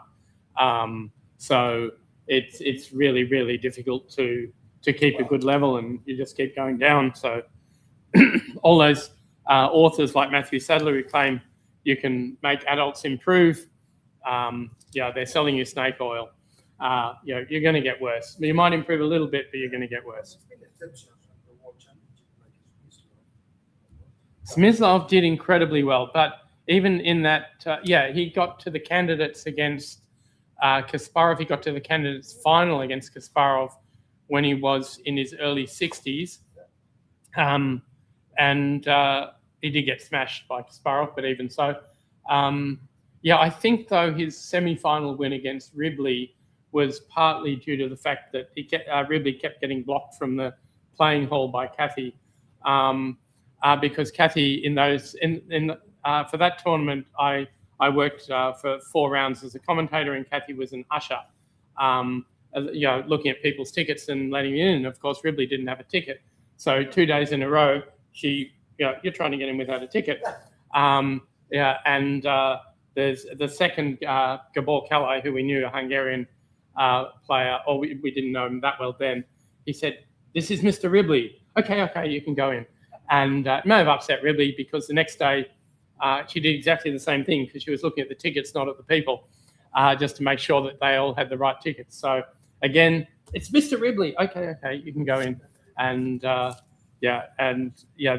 the broadcast for 1983 candidates in London actually were fantastic because they pretended to have live coverage of the boards, but in fact there was someone sitting on a ledge above the players seeing the moves and keying them in, and they were then broadcast on these Acorn screens. Acorn was this great new computer at the time, and they were the sponsor of the match, and they did so well from the advertising from the match that they almost went bankrupt immediately because they got hundreds of thousands of orders more than they could fill. And so they'd planned to have this great new PC for Christmas, really early on. We're talking 1983. And instead, huge numbers of people didn't get their Christmas present. Their reputation was shot. And about a year later, they got taken over by some other company who kept the Acorn brand for a while. But so the chess was too successful for them. And certainly there was massive coverage back then, of course. Before those matches were held, Korchnoi, who was playing Kasparov, and Smyslov, who was playing Ribley, had already been forfeited. So the match had been scheduled for Los Angeles in about July 1983, and Kasparov and Smyslov had been told not to turn up. And this it was the matches were in Pasadena. I think the organisers were optimistic that Bobby Fischer might walk around the corner and visit the match, which of course wasn't going to happen. But the Soviets decided they were going to boycott the Los Angeles Olympics 1 year later, and they couldn't really send their players and say that the security was okay in LA not that long before. So they had to say that it wasn't safe for their players in LA for the chess, and then they forfeited, and then months of negotiation involving lots of money changing hands from the Soviet government to the Pasadena organisers, paying Korchnoi. I think they all got about $50,000, paying Ribley, who felt he got ripped off because they think he only got $20,000. Campomanes got $50,000 for rearranging it. And anyway, money was going around. Remember, this is 1983, $50,000 as well, which was really a lot of money. And ultimately, the matches got replayed in London, and Korchnoi and Smyslov both won. And it must be very hard if you've already won your candidates match to have to go and play it again. And that might also have helped Smyslov and Kasparov a little bit. But they were great matches, and it was a very, very well organised match. And people genuinely did think that it was live broadcast. So it was arguably the first live broadcast match. Okay. Whoa.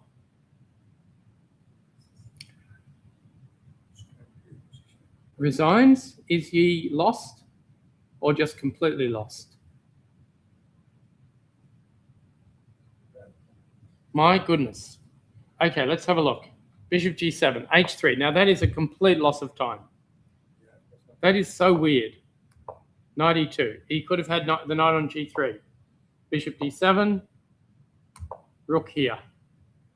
Just waiting for knight D1 because there's no real threat because of rook takes pawn check or even bishop takes. So bishop A4 played. And what can he do?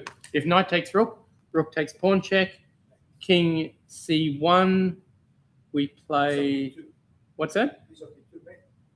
Oh, bishop C2, king C1 and bishop B2 mate. Yep, well done.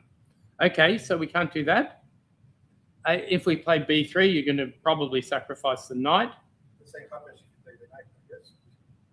Actually, yeah, B3 we could move our rook back and our knight's never under attack.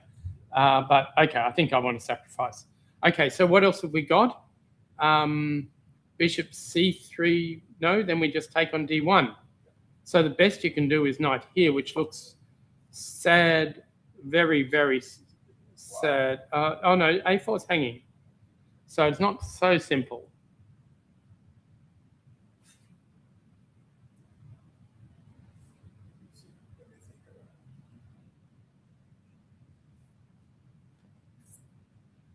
Okay, I can get my knight out though. You probably play, you can play also bishop C2 check. This does the job. I know bishop C2 check's not bad, but this is winning on material, isn't it? Next move, knight B4, or knight A3 check and knight C4 or knight E3, and we are up the exchange. So that is absolute game over, -5. Okay, so bishop C3 is really easy. So that's why he's thinking. He played B3.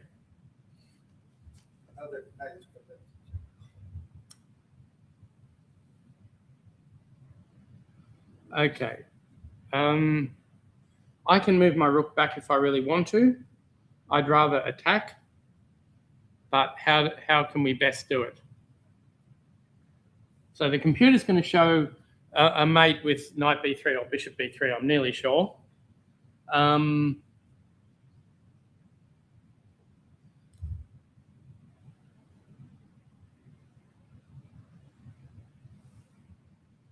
Okay, let's try. Knight takes, pawn takes. Do I want to take with the rook, or do I want to take with the bishop? Bishop takes looks fun. Okay, takes here. Have I got a mate here? Maybe not.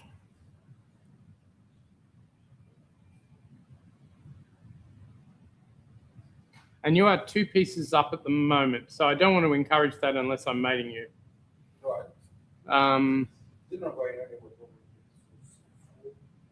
Yep, I'm not mating. It's amazing. I'm 2 pieces down and it's only +1. So b3 is the big test. He's played knight takes. Okay, so he is going to hang on. Yeah, so if knight takes rook here, I presume you can just take here and it's going to be mate pretty soon. Very, very soon. That bit's easy. So he took, oh no, he hasn't taken back, but he has to. So we go rook takes pawn check, and you run away. So how are we going to mate you? Well, do something safe first. I don't know.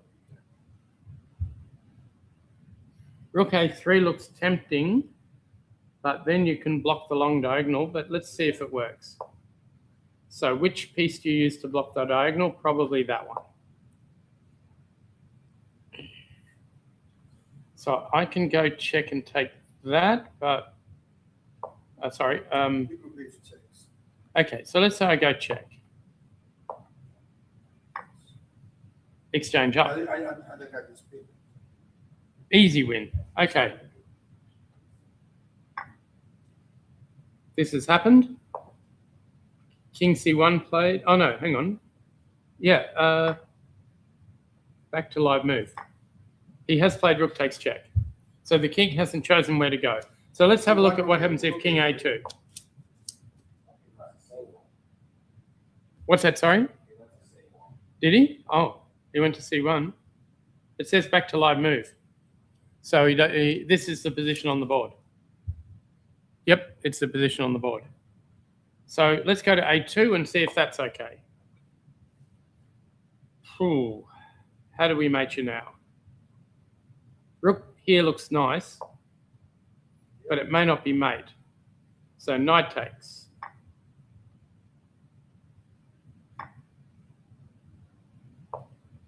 Here we're only 1 piece down.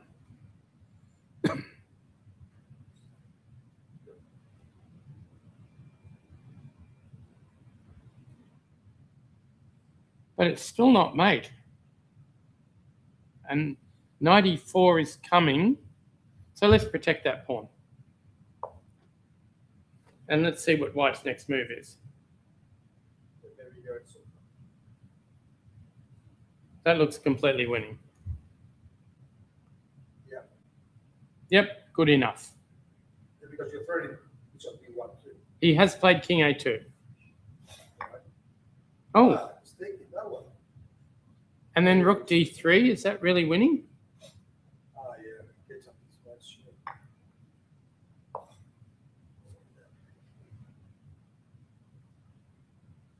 Hang about. Check. Looks pretty good. -4 is pretty good. Yeah. And that's the position we have in the game. And it looks like our leader, having played incredibly well, has been absolutely massacred in the final round by Sukai Ji, our 4th seed. And yeah, you're going to be down a pawn or 2. We'll have a pair of bishops. Your c4 pawn will be weak. It's really, really, really game over.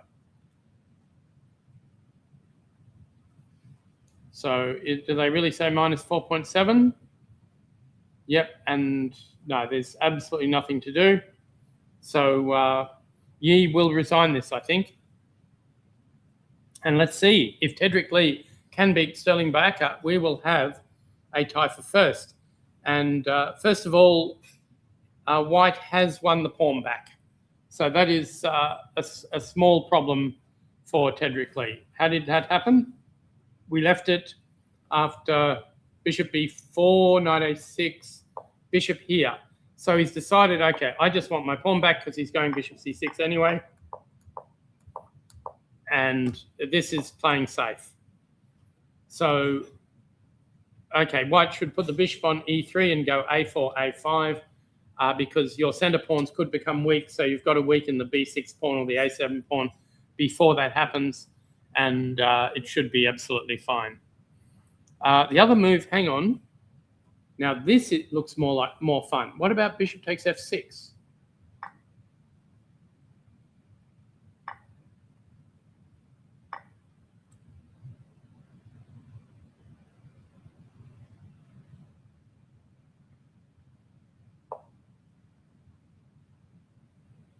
Maybe we just can't. Oh, queen d7 is probably better.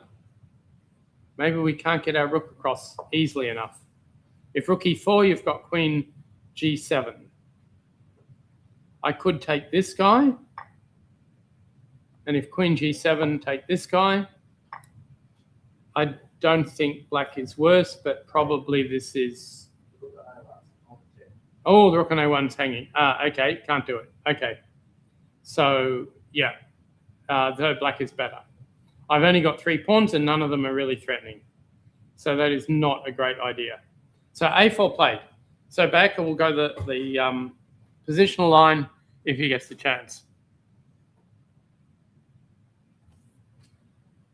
So knight c5 looks pretty obvious.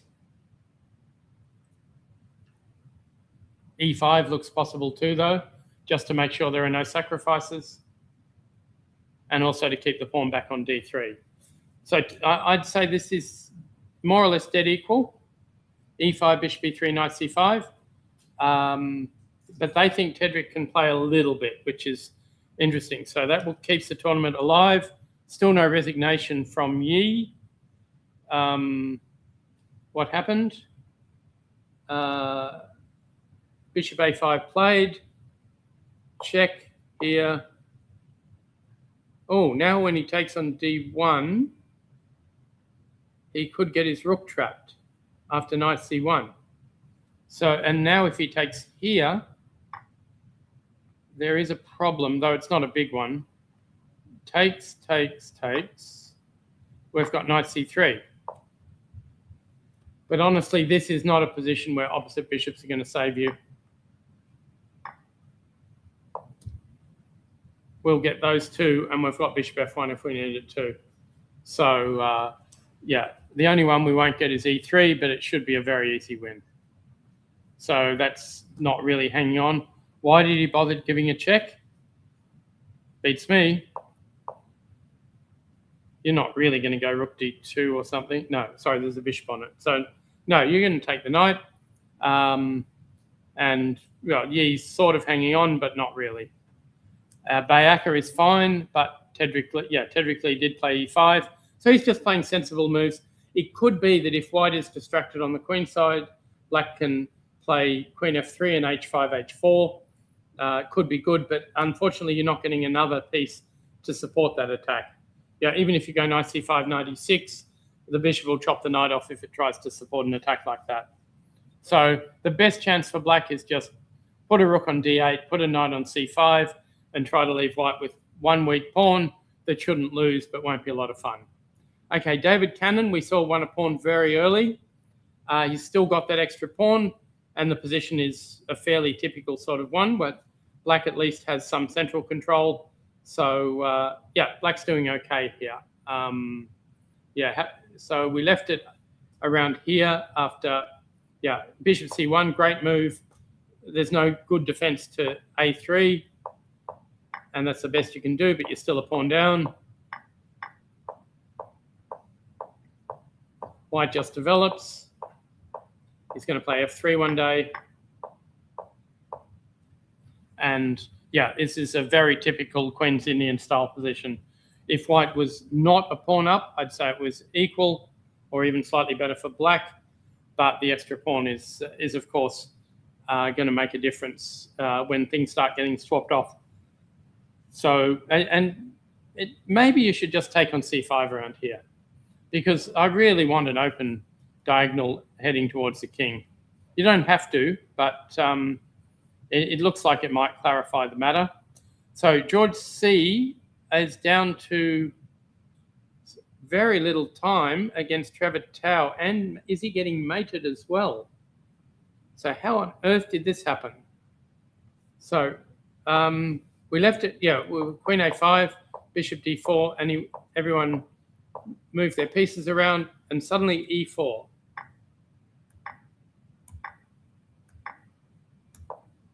Queen check. We have to go back. Now, okay, black is saved from disaster because Queen G5 might be really good if it were not for rook takes B1. So, yeah, George C is still alive. White should just move that rook away, by the way. I suspect just rook E1 or some sensible square like that, so that you don't get mated and you can concentrate on the kingside attack. The other really nasty move that white is threatening is knight F6. So that could also be really good. He went to D1. Doesn't protect the E5 pawn, but okay. This is close to winning for Trevor Tao because of the weak black king. They find a defense, eh? Oh my goodness. Their defense is Queen B7 and Queen B1 to tie you down on the back rank. So, okay, that will not be played. Not when you've got 6 minutes left. Knight F6 just looks fantastic. I mean, even after Knight F6 and Queen B1, can't we just take on D7 or something like that? Or H5 check. Queen B1 doesn't actually threaten anything, does it? So I'm a bit baffled by that as a computer defense, but they think it's not huge for white. But white will almost certainly win this. The top seed just has the initiative, and it's going to go well. Let's see how Terence Tang's initiative's going. Hang on, what's gone wrong? A whole lot of queenside pawns have disappeared. And I thought they were trying to mate on the king side. So knight D1 played. Okay, now C6. Look, I really think black should be concentrating on saving their king first and worrying about breaking through on the queen side second. You can play bishop D7 here and get developed Queen F6 or something. And now you can't take both of them. So Queen G5 played. Is that giving back the pawn? Is that allowing Knight C7 under good circumstances? It all looks very risky here for black. Yeah, and actually kept playing 83, right? What?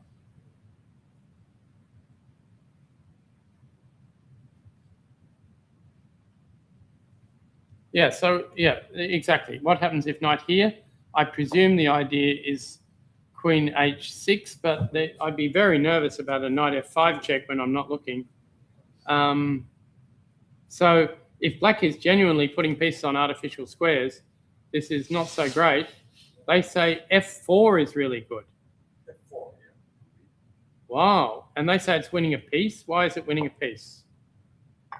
Queen C3 check. And Knight F6 or what? Knight F6 wins the queen. Yeah. And king here doesn't lose the queen, but that's still very strong apparently. And yeah, and we're losing the knight on H7. So, yeah, what was Queen G5 in Adolf? Maybe he was already in trouble. So C6 is a disaster, is it? Yep. And you've just, the knight on C3, which was doing nothing, has just been brought into the game, and your bishop is overloaded. So Queen G5, knight E3 not played yet. So F4 is fantastic. What about Rook F4? just to give up the exchange. The problem, yeah. Look, it's not impossible, but it's hard to believe you've got enough. So the computer is saying after f4 you should take on e4 and get 3 pawns for the piece. But hang on, there is knight c7 at the end sometimes. So in fact, after you take on d2, I can go knight c7. So the computer was saying something like this. But I think already this is extremely damaging. And yeah, they say it's not a huge advantage. And you should just take on d2 and white is better. So, okay, that's completely possible. But yeah, black has been hanging by a thread, but the computer was saying the thread was holding. It now doesn't think that way. Daryl Johansson against Heather Richards. It's one of those English positions. We've got an ending now. Okay, so white is a pawn up or not? White is indeed a pawn up, and black is just trying to put pressure on.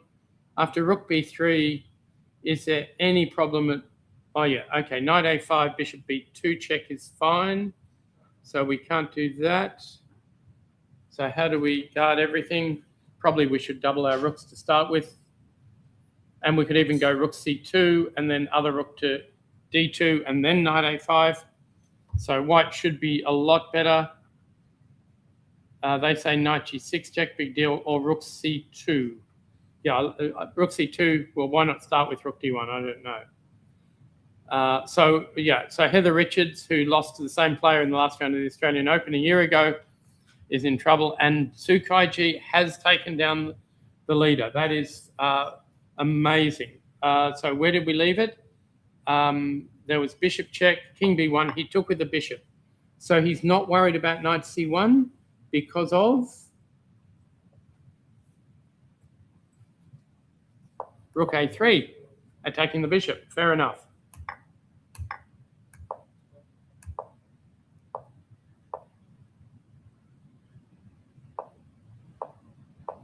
Another one bites the dust. And he finally decided to resign. Yeah, I actually think this was psychologically brilliantly played by Su Kaiji, because his opponent is playing the most boring stuff he can think of, and he immediately goes berserk with b5. And it's just a very speculative pawn sacrifice. You don't get to win the pawn back or anything. He gets to swap queens, play a pawn up endgame, but and knight b4. Yeah, it's really. And here the computer recommendation, and apparently the only move to give an advantage to white, is rook b1, which is not the first move that comes to mind while you're busy calculating all sorts of other things. Instead, he went for the to trap the knight, and this is reasonable, but here he probably should take on g5 because that g-pawn turned out to be rather annoying. That's h3 didn't match. Yeah, well, yeah, and here Yi starts really losing his way. Okay, e3 is okay if you're going to go knight e2, knight g3. Instead, he went h3, and he's not even winning the knight. It's a waste of time. And I guess he overlooked bishop a4. I thought he could take the rook, but rook takes pawn check is game over. So I'll just double check that it's game over.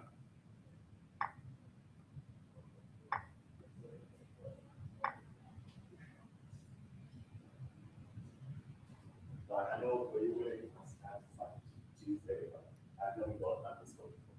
So, is it mate? Hi. Hello. Congratulations, and congratulations to you too. Thank you first. You think Tedrick will win? Let's go for Tedrick's position looks a bit more comfortable, but Long way to win. I think more likely to draw than still. Okay. It's a cheap too. Okay, and where was the mate here? Bishop c2. Yeah, a3. B1, okay. Oh, rook a b1, rook a1. Exactly right. Okay, so So anyway, a really ambitious opening by Black, and it paid dividends. So how far had you prepared this, YG? My prep ends at 94. Prep ends at 94. Right. You mean that was the last move you When I prepared? my prep, I think I looked at it once, 2.5 years ago. Right. Okay. And as I said, your memory's still pretty good when you're under 27. You can remember variations he looked at 2.5 years ago, whereas, as I mentioned, once you get to 40, you're sort of doomed. Okay, so since I'm not so optimistic that Tedrick Lee will break down Sterling Barker's position, he's doing all the right things in leaving a weak B pawn and that sort of stuff. So unless Black can suddenly switch to the king side, I don't think this is going to be enough to win. So I should get some biographical details about our new Australian champion. So where were you born? I was born in Beijing, China. Right, okay. There's some good pedigree for Australian players. Xiao Song-Wan was born there as well.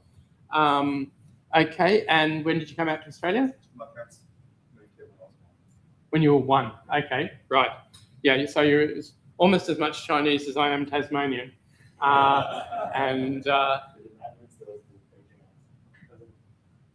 Okay, and so school?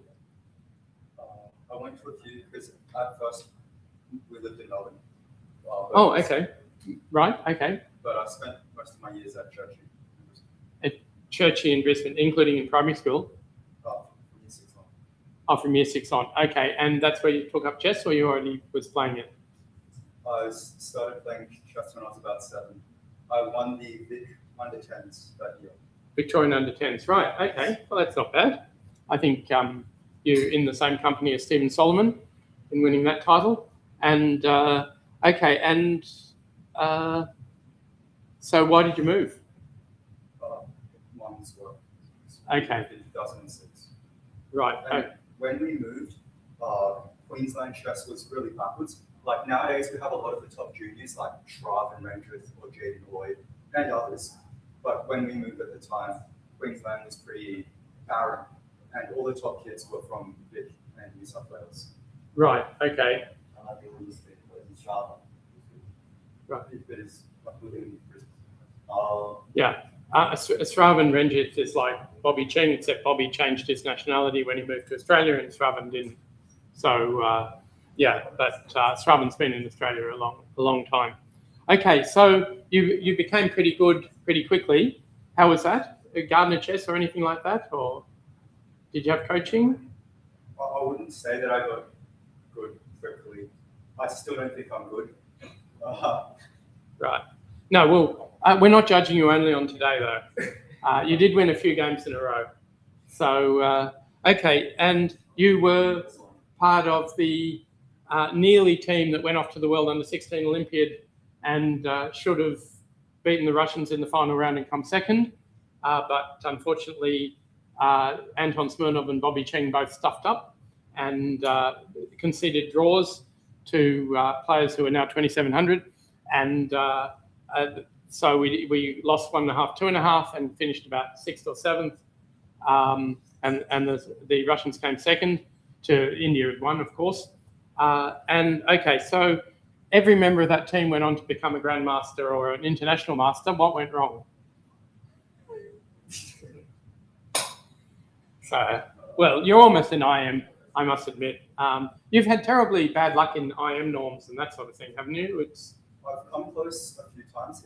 Closest was in 2023 Oceania Zonal, where we had thanks to solo beating the tournament leader Zhao in the final round, we had a big 4 or was it 6-way? It was a 6-way tie for first, yes, in the zonal, yes. And top 3 places get direct IM title. Top 3 places get IM norm on tiebreak. And I was 4th on tiebreak by half a tiebreak point from Patrick Gong. At the time, I was like pretty disappointed, but like long setting depth to high depth, like depth move 50 or something, maybe it's good for my long-term growth. Not to get a cheap IM title. Not to get the zonal title, but that's a bit of code. But that's how I justify No, I mean, it is frustrating when other people are getting cheap titles and you don't. But still, you've been up near 2,400, but haven't been able to maintain it. What do you reckon your weakness is? Truthfully, I think my weakness is if I'm in a position where I haven't practiced it before, I haven't seen something similar, I feel like I play like an 1800. But if it's a structure that I've had lots of bullet games in, and I like know the plans straight away, it makes life a lot easier. And I feel like I can play at a competent level in structures that I've practiced. But there's just so much stuff that I haven't seen. For example, in the Queen's Indian against Trevor, should just be slightly better for white because of the bishop hand. But You didn't know what to do. I just got crushed. And the same thing happened. But it wasn't slightly better for white. It was actually a Budapest gambit structure where if the black knight gets to c5, your bishops are pretty useless. So So I could have prevented him from playing, probably should have prevented him from playing a4, blocking. there are lots of things, but So that's like yeah. failure of understanding, I think. yeah, perhaps, but maybe you just haven't played enough Budapest gambits because that is a very common structure in the bishop b4 check knight bd2 line, where you give up the bishops, but you play b6, bishop b7, knight d7, knight c5, and so on. And so it is really tough to play white in those structures. That was the one game before today that you had lost. Okay, and what are your plans? Oh, by the way, what is the game you went to Germany for, the video game? So it's not a video game, it's a board game called Carcassonne. Oh, Carcassonne. Oh, I know that. Yeah, okay, yeah. Okay. And how did you go in the Carcassonne competition in Essen-Spiel? So I was the representative for Australia since I won the Australian Championship at the end of last year. And in the tournament, I scored 2 out of 6 in the World Championship, but I kind of just went for fun. Like, You didn't I wasn't prepare. disappointed at all. Everyone is much more skilled than I was, but like I really enjoyed it. And I played Carcassonne because it's way less tilting. When I lose, I'm not annoyed at all. But chess, I feel like there's so much more at stake. Carcassonne, you can always feel like, oh, I got slight bad luck. There's always a chance. Yeah, well, there are very few sports where you can't just blame the referee or a teammate. And chess is one where it's always all your own fault, or the run of the dice. The boxing's probably similar, where it's you doing something stupid that causes you to lose. So, and was it before or after that you played the Munsterland Open? So, because I was planning this trip, I was just happy to play in any tournament that was around similar dates. And the chess tournament was beforehand, that's right. Just before, right, yeah. And I really enjoyed my Germany trip. While I was there, I watched 2 matches at Leverkusen, which is also like a great opportunity, good fun. Yep, and I should mention that this Essen-Spiel, if you think this is a record field for the Australian Championship, Essen-Spiel had 220,000 visitors playing an unbelievable number of games. So I'm surprised there are only 6 Carcassonne players, or 7. It was the Carcassonne World Championship was a 6-round Swiss, and the top 8 qualified for quarterfinals. But you didn't make the top 8, right? And right. Okay, so Black is playing very patiently here, trying to win the pawn on d3,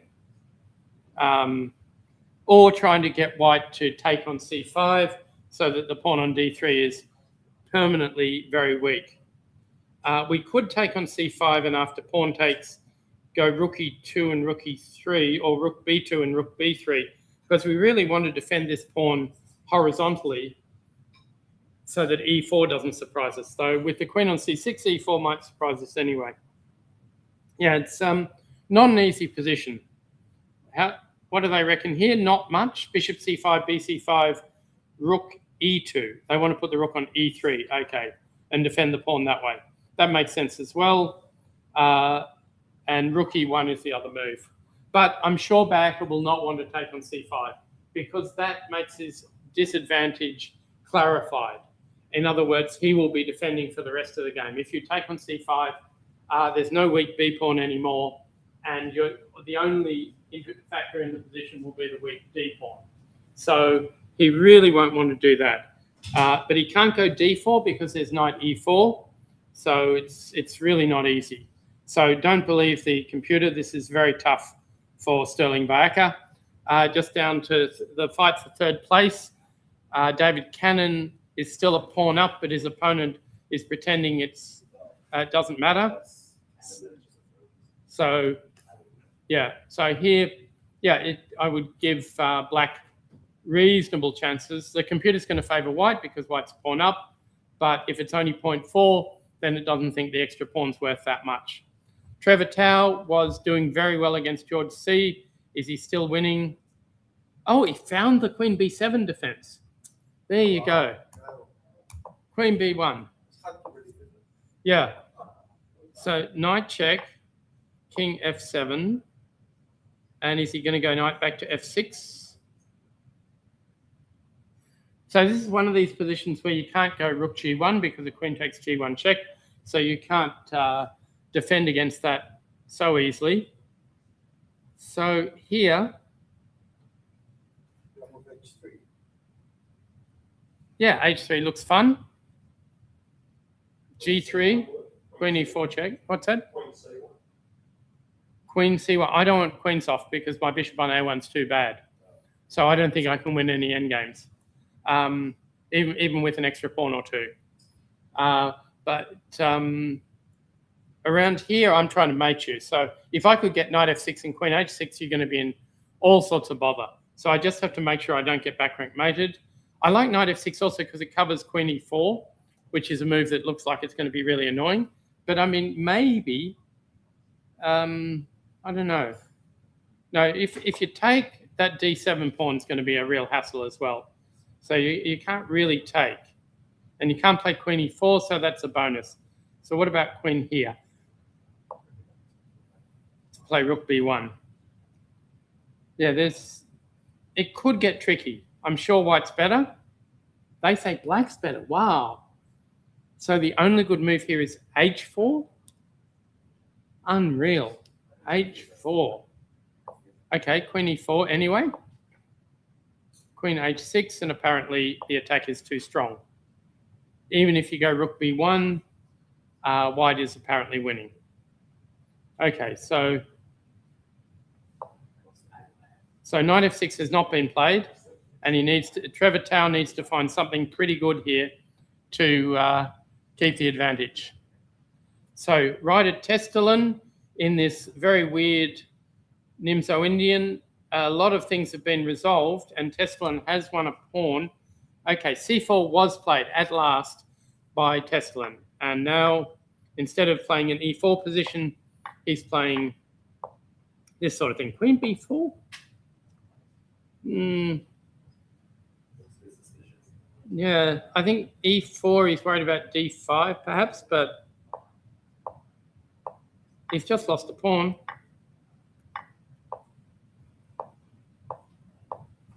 I'm not sure the rook on H5 is the ideal square, but You want a coffee or something? Yeah. no, I'm fine, thank you. Well, wasn't there E6?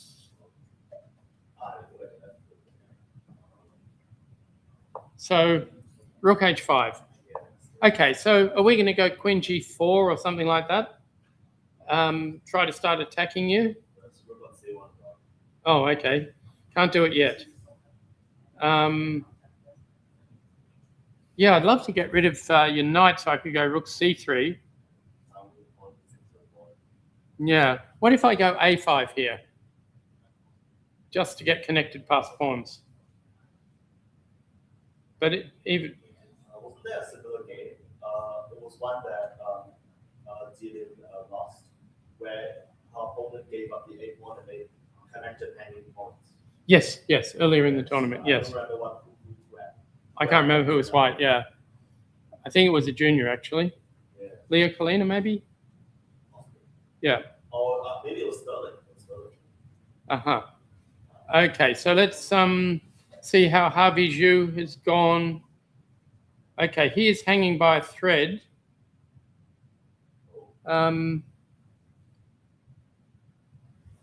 but he's not hanging yet. So, okay, we left it after Queen G5. Computer reckons F4 is really good. 93 looked pretty good as well.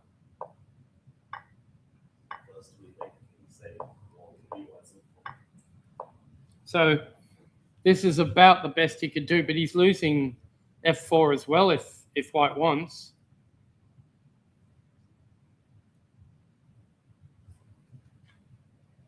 Wow. So Terence Tang is well on top here. So let's just see. If takes, let's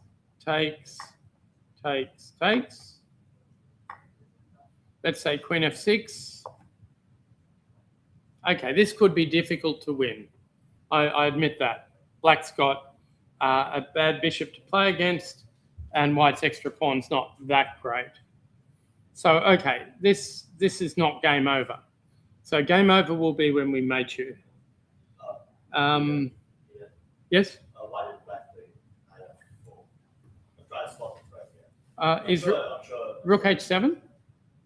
Oh, of course, yes. Yeah. Yeah, I think it loses on the phone. I'm not totally sure. The king can get to E8, but I go C5 and bishop B5 check. So, okay, the line we're looking at is we're just asking what happens if black passes and does nothing. Then we're going to go check, check, check. Oh, and now C5 or something is, and bishop B5 check will do the job. So that was the threat. That's why he went knight F4. Harvey Shu's also down to just 7 minutes. They're going to say +2. They did. They say you take with the rook or start with C5. I wondered about C5, but I couldn't work out why. Okay, let's have a look. C5 first. Takes. Rook takes. Pawn takes. Queen check. Rook here. How do we build up the pressure now?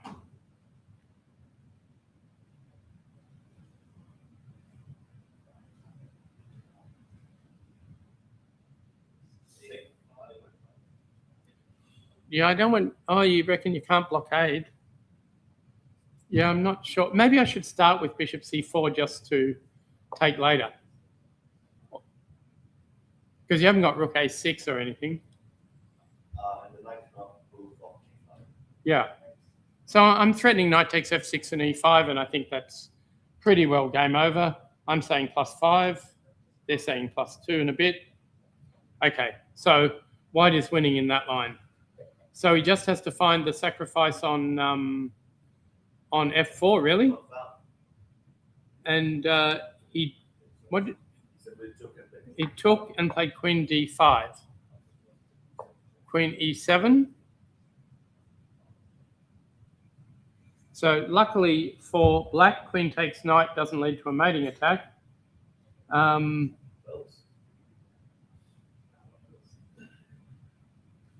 Gee, it's the knight. Yeah, I was about to say the knight is not stable.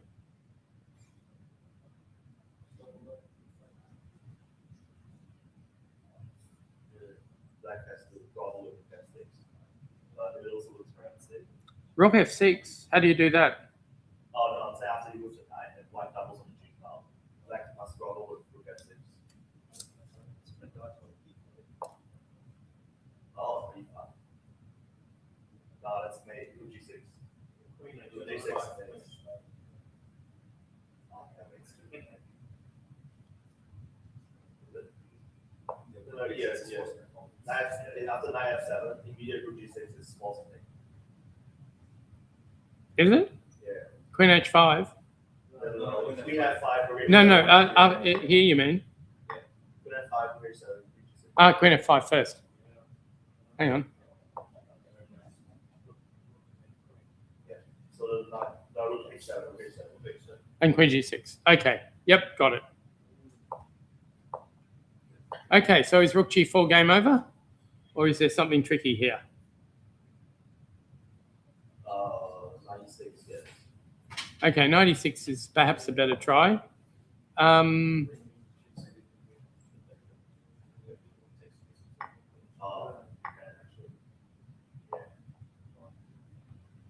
force you. Yeah. No, it's not. Oh, it's not. But you lose it. Oh. Pretty violent. Bishop G3. You don't want to get to Ah, yes. Yes. Bishop B4 and Bishop 5. Okay, should be winning, shouldn't it? But they say it isn't. That's ridiculous. Yeah, but it will be a time. Okay, but okay, so that's not game over yet. 96. Okay,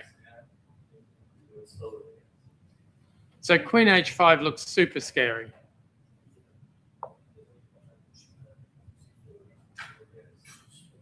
The E5, the D3, everything. So is there even a move here? What's that? Yeah, he's played Queen H5.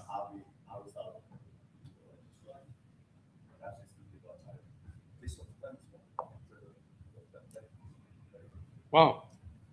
Is that really hanging on? +5. Rook HG1. Yeah, that is a problem.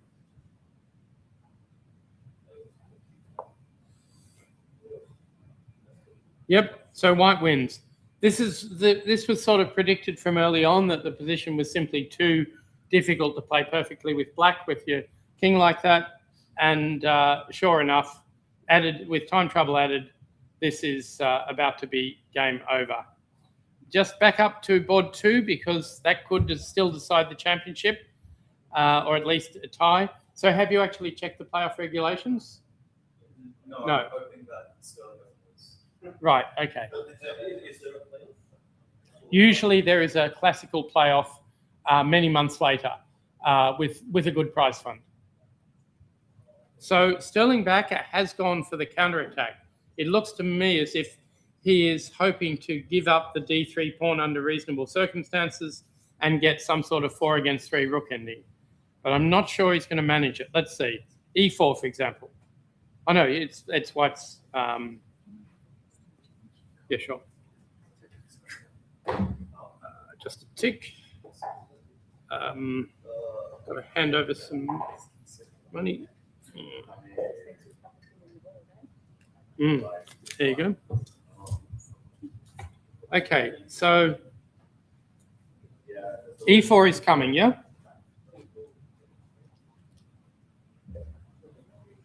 Yeah, you've got to get to a rook ending. So I think you're right. Queen A3 might be the go. But even if you finish up winning the B pawn for the C and D pawn, that 4 against 3 could be quite tricky if black's pawn is already on E4. There was an old Kasparov game against Jeroen Piquet where Piquet won it with pawns on equivalent of, he was white, but anyway, E4, F5, G6, and H7. And he just charged his king up the board and Kasparov collapsed. This was probably the first ever high-level internet tournament, actually. And nobody really knew how to play internet chess back then. They hadn't invented pre-moving or anything like that. And yeah, lots was to come. Yeah, exactly. It was almost like chess. Yeah, Nakamura hadn't come along with the idea of adding 999 minutes to his opponent's clock, set in the hope that his opponent's computer will crash. Yeah, all these wonderful features of online chess just weren't even thought of at the time. Yeah. Oh, don't do that. He was worried about B5. You could have gone Queen A3. Yeah, exactly. If you could get one pair of rooks off, this would be a lot easier. Okay. I can't say I like David Cannon's king, but is he going to get mated or not?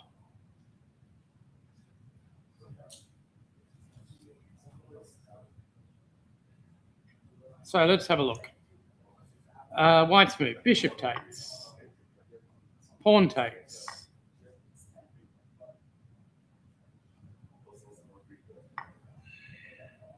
Knight takes, perhaps.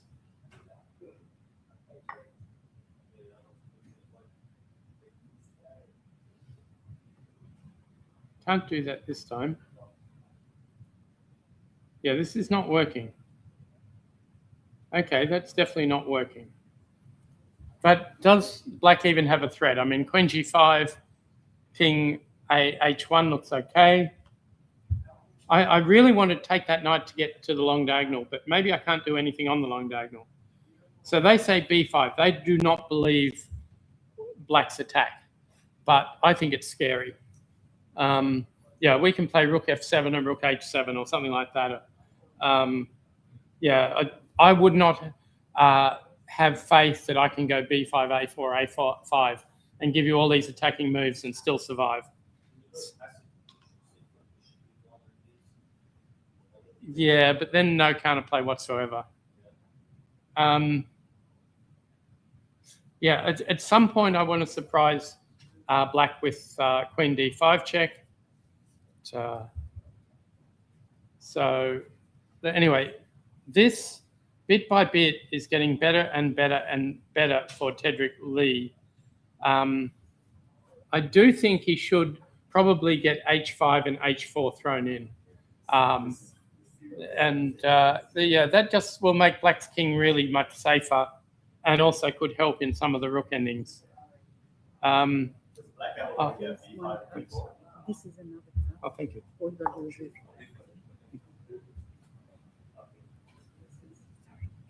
yeah. So- Terrence has got it. Yep, Terrence didn't even sacrifice anything. Oh, finally, he sacrifices something.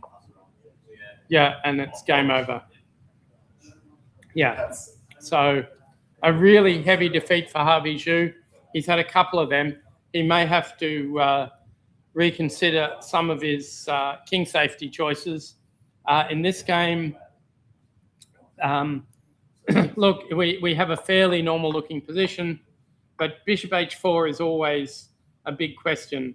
And it wasn't obligatory. He is hanging on, but unfortunately, okay, c6 was a really bad decision, and pawn takes was even worse. But you're hanging on with your king always in trouble. You have to play really, really accurate chess, and your queenside pieces are doing nothing. So white has one bad bishop, and the rest of the pieces are all looking at your king, and eventually even the bishop on e2 came into the game. So this is getting really tricky, and queen g5 is already a big problem in a number of ways. f4 is apparently really good. Knight e3 is also good. And if he's got time for king b1, then you know you're in trouble. And here, plus 1.7 after king b1. Yeah, Terence Tang knew he had a good position. He didn't have to rush it. And so that was an upset, ruining a reasonably good tournament for 13-year-old Harvey Zhu. Excuse me. He certainly started the tournament well. He played nearly all the top players. But yeah, a bad finish, and you're always dropping down the table a lot.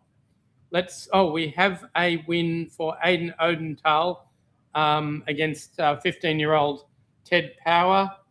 How did that happen? We left it. No,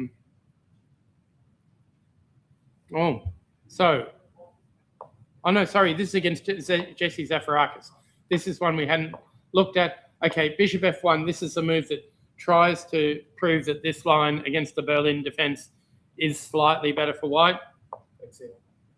Yes. And black's just, okay, I think black is playing normal moves, but perhaps d5 needed to be played. So we get this sort of position, and white is simply better. So there's no c6, there's no rook e8.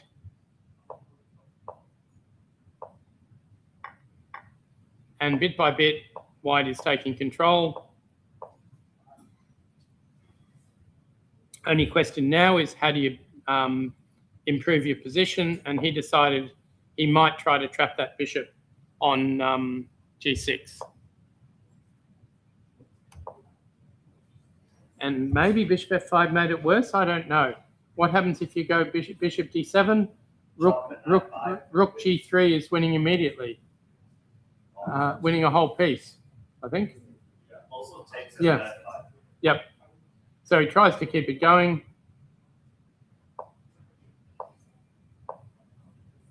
That bishop on g4 is completely trapped now. And now he's got knight e7 as well, so he can't take on f5.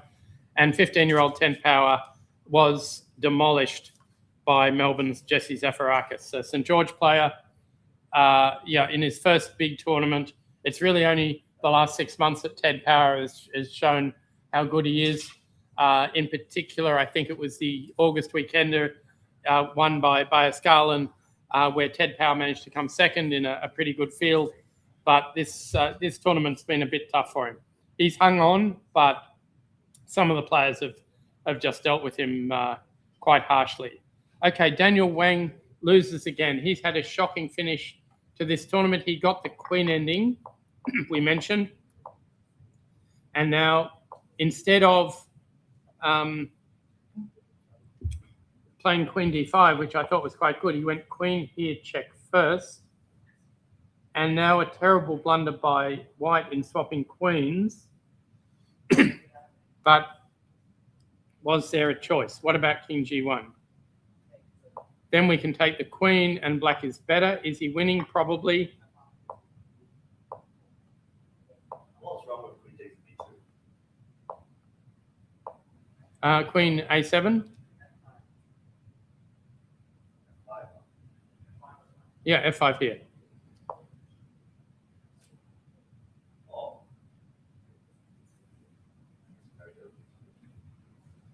Feels like game over, doesn't it?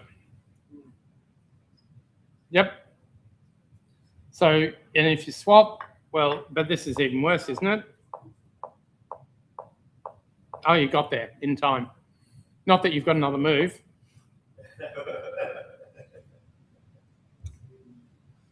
So, okay.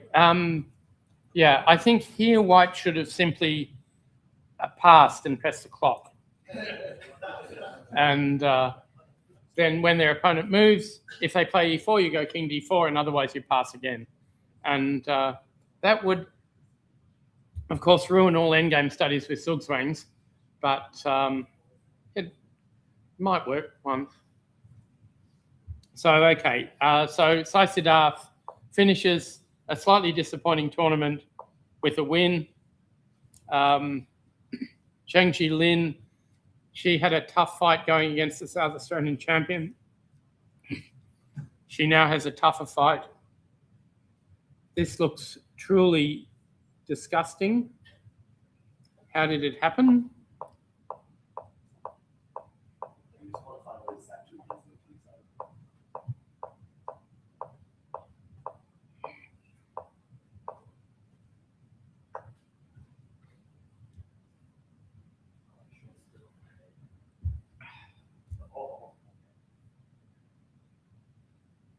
Okay. If white plays g4 around here, you die. What's that? Queen e1, queen h4? Yeah, there's, look, I'm not saying there's only one way to mate. So where's black's counterplay? Queen a8, I like it. Yep.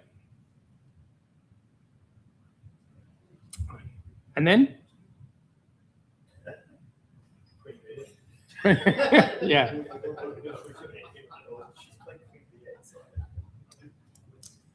Yeah, no, look, this is a truly horrible position for black. The only thing you can do in positions like that with black is just hang on until there's a threat, deal with the threat, hang on again. Eventually, it'll almost certainly fall apart. But if you're lucky, they give you one smidgen of counterplay, one moment, maybe after g4, where you can play knight takes e6 and then take the f3 knight and take the e2 rook. So there could be swindling chances here. or if white plays king g1 to get out of that, maybe you go queen a7, and when they're not looking, your knight will turn up somewhere. So yeah, you just have to make sure there's no forced win, especially when your opponent's in time trouble, and then play for survival after that. So yeah, so perhaps queen a8 is good, threatening knight e6 and bishop f3. That might be losing, but at least it's sort of scary. So Zheng Jilin may not be lost yet. So let's see how Gary Lane is going. The international master from Sydney has some play. He does. He just doesn't have enough pieces.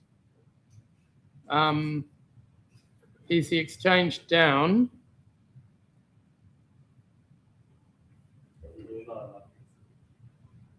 So queen g5 is the move I want to play.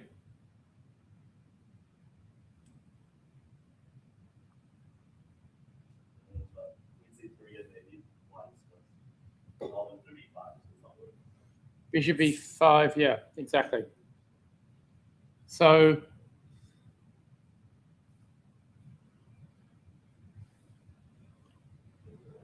yeah, black has definite compensation, but not a lot of time.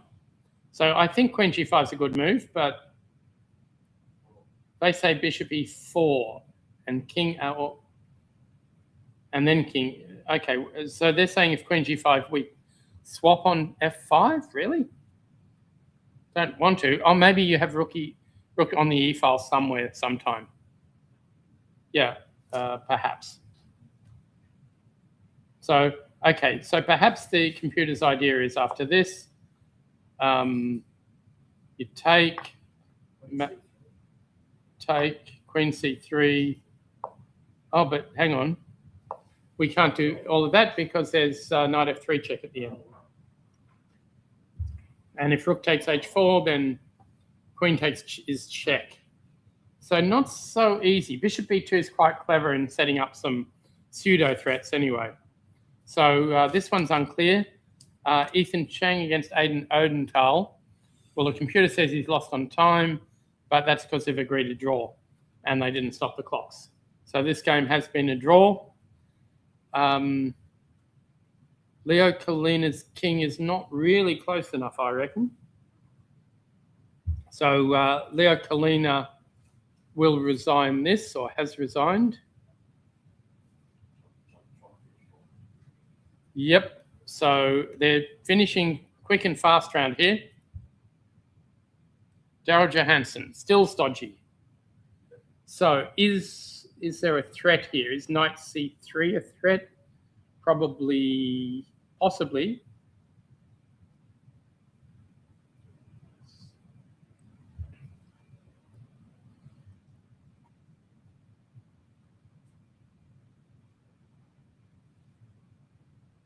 I really don't like what Johansson's done with his knight on g6. His knight was sitting on f4. He went knight g6 and then f4. And now his knight can't get back at all unless he wins that d6 pawn. He might have knight f8 round here to try and do something tricky.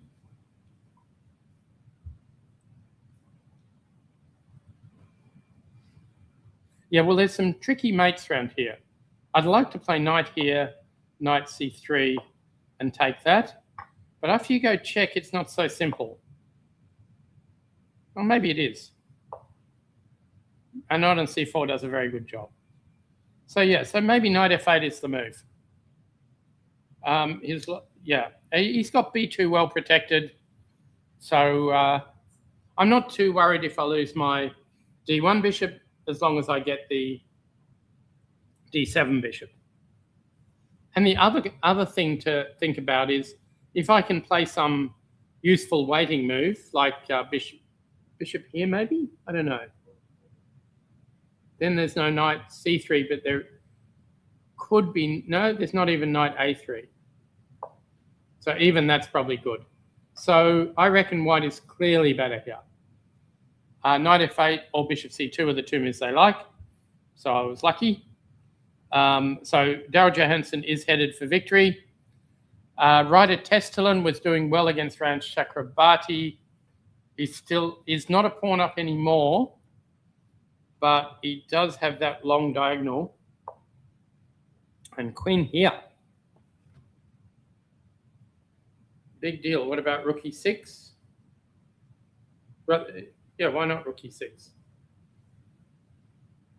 Maybe white's just trying to get the queen to f4. And then can't we go rook g6 and kill everything?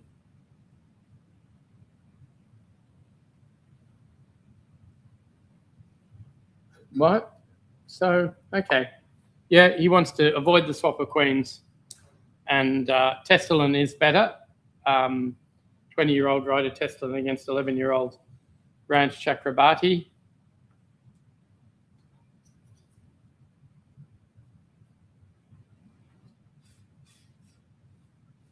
So black is invading, seriously. So how did this happen? King g1 was played and rook here. 2 pawns up, rook takes. So what is threatening here?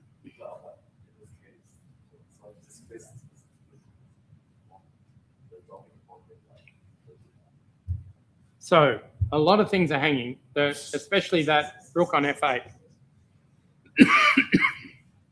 So let's see what we can do. Queen takes rook. Knight takes check. King moves. Is white completely winning? Looks like it. So what else can you do? Rook takes, perhaps.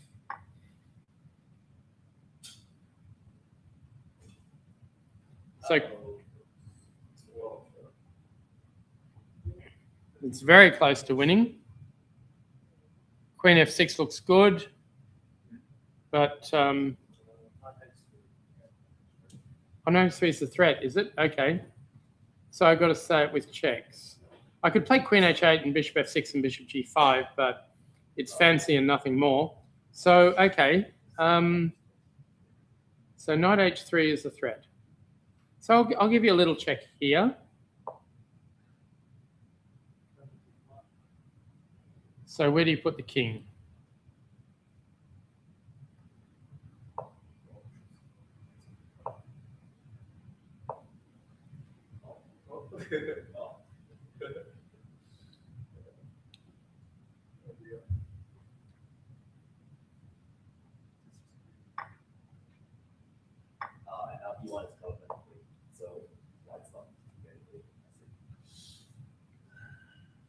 And yet, why can't I just take there?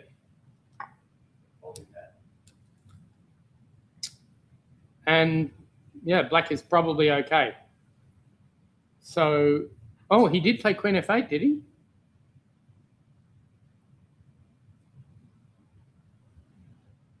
So rook f3 looks forced. Has he found something tricky here? Rook d1. Oh, come on. No one's going to play that. Queen e7 check they like. Yeah. Because rook e7 check is Spain. Yes, would be nice, but So that's really no. But I mean, you wouldn't play it because after rook d1, we go rook d3, don't we? the queen e7 check and take the rook. Yeah. Okay. Everyone's got tricks. So knight f3 check was played. King h1. Now I think David Cannon is winning.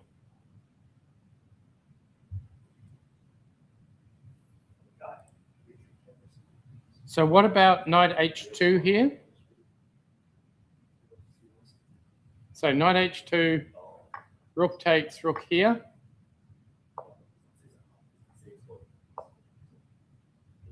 Probably winning. Queen e4 check, rook g3, I don't know. Maybe not winning. And what about queen e4? Oh no, we can't play queen e4 at the moment, so we have to play rook here. So is this winning?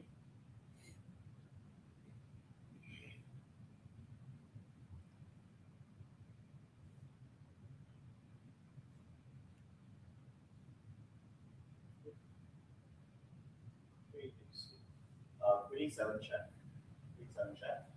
H6, Queen 3 check. Oh, okay, good. Queen E6 check, yeah.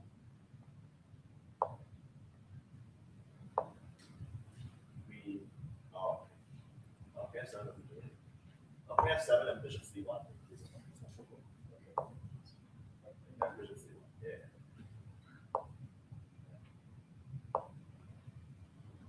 There we go. H6. Oh, rook takes protects the rook. Ah, that's annoying. I wanted to set up a perpetual check, but yeah, the two rooks defense works well. So okay, rook E1 played. Oh, and the rook covers E7, it does indeed. So knight takes bishop check is the threat. Oh, we can go back to the idea where we take queen H8 and take the 2 knights. Yeah, we can indeed. Queen H8 and bishop F6 looks pretty good. Yeah, which is good right now. So Rook G3 maybe.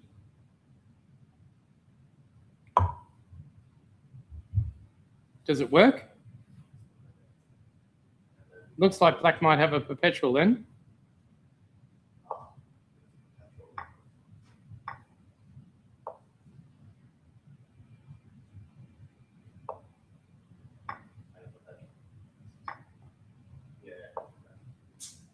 Yep, that's the draw. So rook E1 is clever. We've played with 35 seconds to go. David Cannon's got 8 minutes to work out what to do. Back to the game that might decide the tournament. Tedrick Lee attempting to grind down Sterling Backer. So is he almost ready to go E4?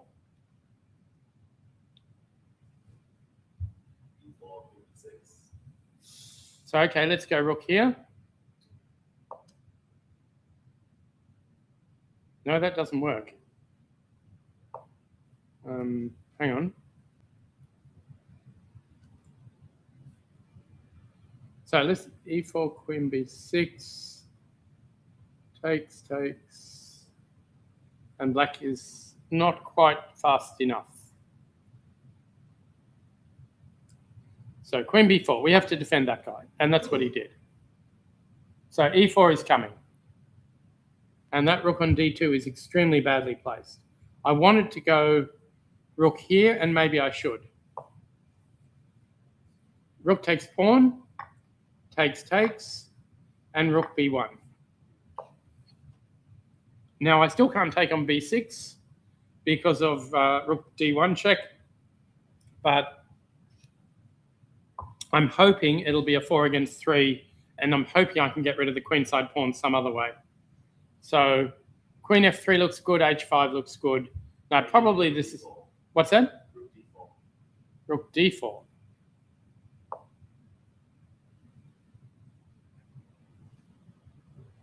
Queen here.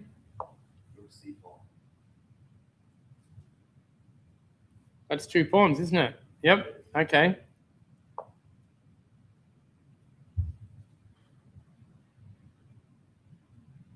Okay, I have to do something else.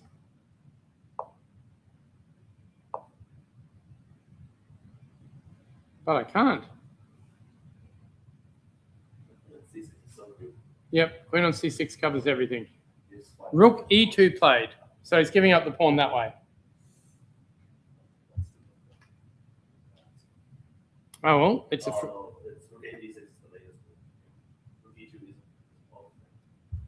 okay. Yeah. Does not make sense. Yes. So it's getting better and better and better. They still think Queen B5 hangs on. They think Rook D1 hangs on. Really? It's important to play Queen B5 when black doesn't have Queen F3. Maybe that's the problem. And they're saying this is drawable? Yeah. But maybe white can liquidate inside pawns.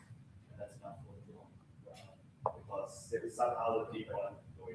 Yeah, the white king is reasonably close. They say this is not winning, but gee, you wouldn't want to go into it. Yeah. But maybe you have to. Queen B5 was played. So Queen F3 could be played.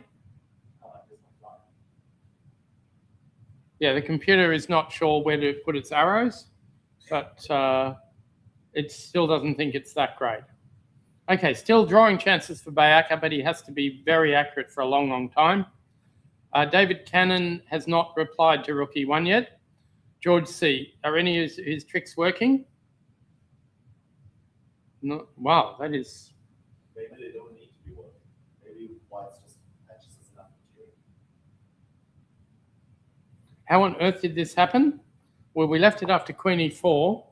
Oh, he played H3, not H4. Okay. Knight F6, takes, and he doesn't take on H3 here. Is there a trick? Queen D7 is winning. Okay. So D5 played, threatening to take on H3 if you take en passant. And now he runs away.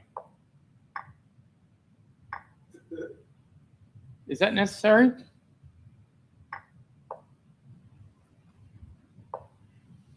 And that check looks really unnecessary. So why not just play D4 here? Because bishop takes D4, sadly. And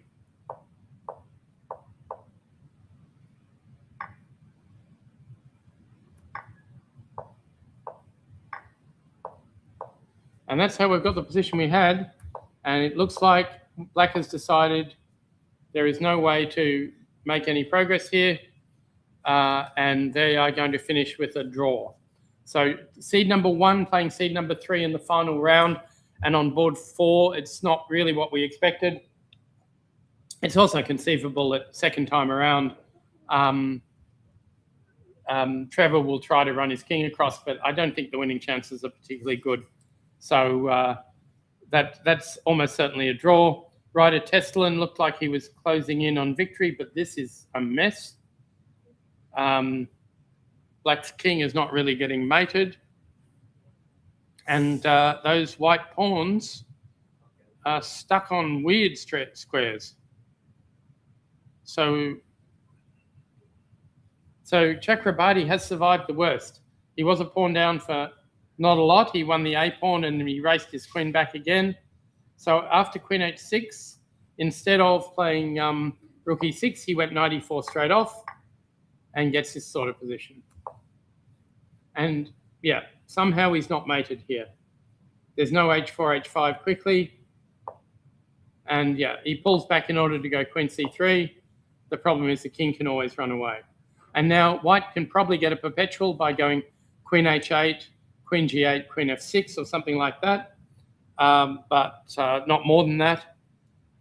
And if he tries too hard, yeah, I think it's going to go bad. Oh, wow, Rook A3 is good. And then Queen B2, they think it's just a permanently bad king. So Rook A3 takes everything, takes A7. They think the black king is just less safe than the white king. And as long as white keeps pieces on the board, then Chakrabarti will be in trouble, possibly. Okay, we've had a few more results.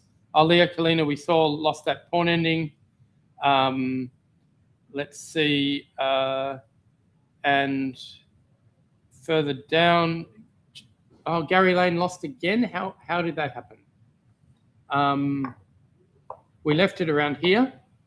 He makes a run for it with the king.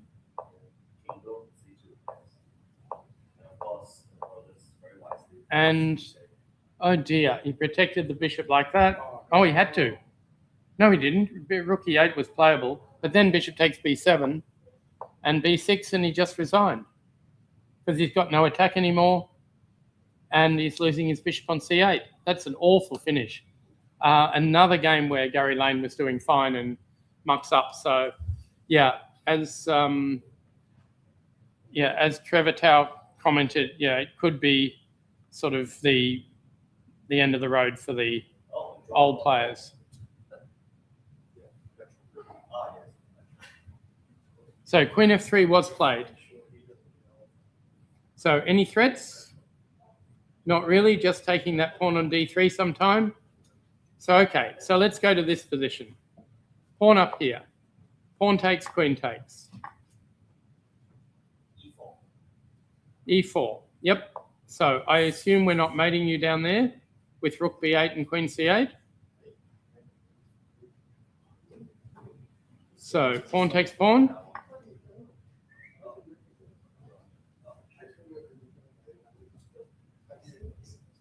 Yes? Absolutely, sure. Okay.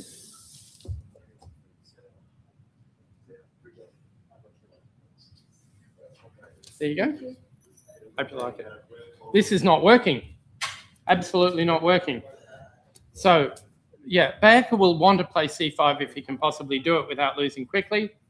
Okay, so the other thing that's possible is takes, rook takes, and we get a queen ending, and that should be a draw. Definitely should be a draw. White can play, has to defend well. I think we'll start with h4, make our king safe. See ya. Did you win that? No. Oh. Just can't have it. Okay, so Zhang Jilin did lose that to Min Ren. So I guess I should go through the results so far today.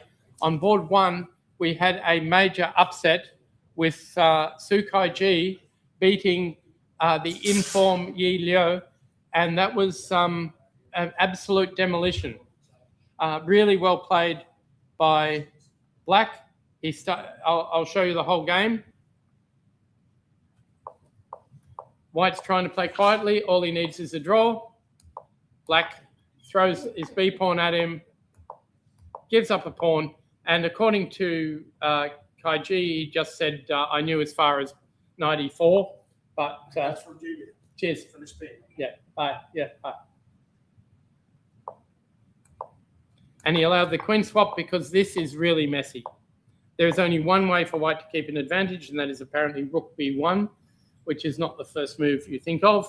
And this is a real mess. It looks like you can win that knight, but easily. But g5 and bishop g7 causes problems because when you go king b1, we can go bishop takes knight. So you have to bring your bishop back. Well, actually, bishop takes g5 first is probably better because here white is in a bind. h3 was a ridiculous move. And after this, he needs one tempo. He hasn't got it. Rook here, knight d1. And Yi thought this was defensible. Unfortunately, a wonderful move, bishop a4, just ruins everything. So if you play knight takes rook, we play bishop c2 check, king c1, and bishop b2 mate, with the knight and all the bishops and the rook helping. So, well, he had to go b3, but now it's inevitable that something's going to crash through, and he found a very nice finish. Takes, rook here, and everything falls off the board. He didn't, yeah, that's right. Didn't take the knight immediately because he wanted to set up a different mate. Rook here, and okay.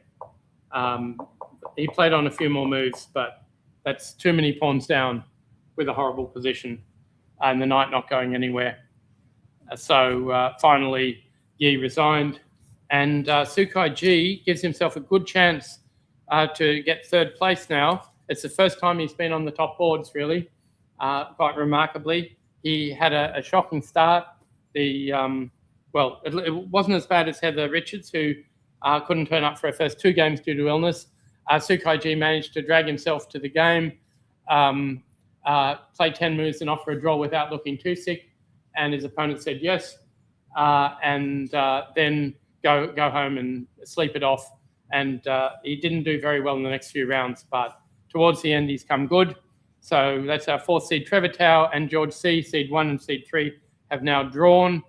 And now Li Trikien, who was headed for, he was in clear third place going into this round.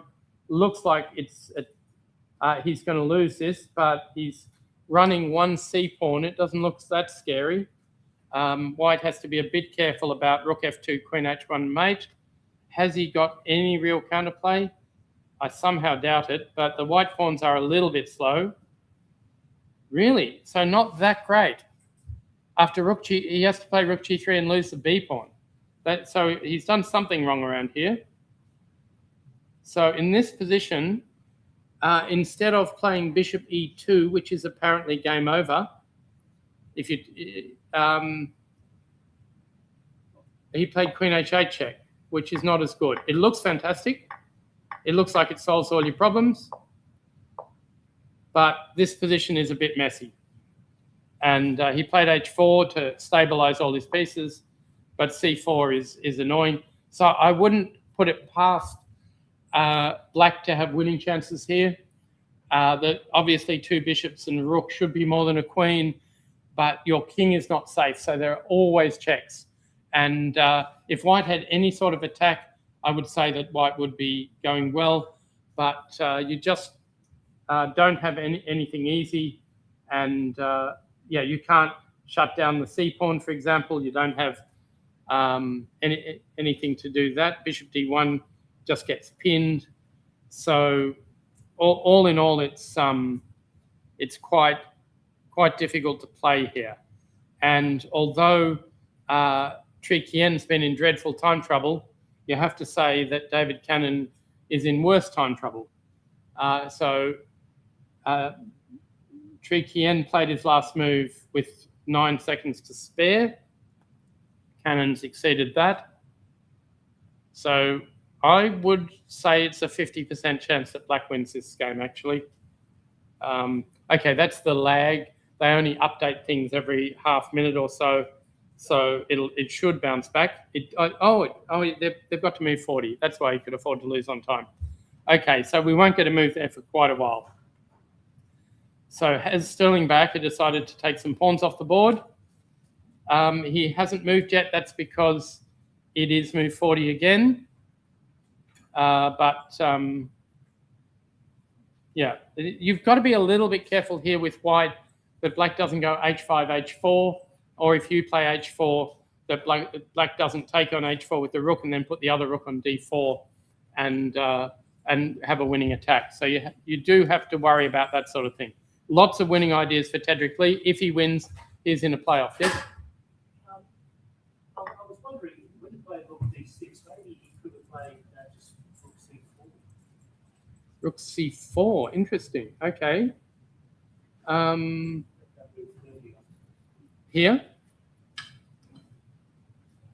Just rook c4, yeah? But we take with the queen. Take a queen. Take everything and we take on b6 at the end. Yeah, then you've got 4 against 4. 4 against 4, yeah. Even 4 against 3 would probably be a draw. Yeah.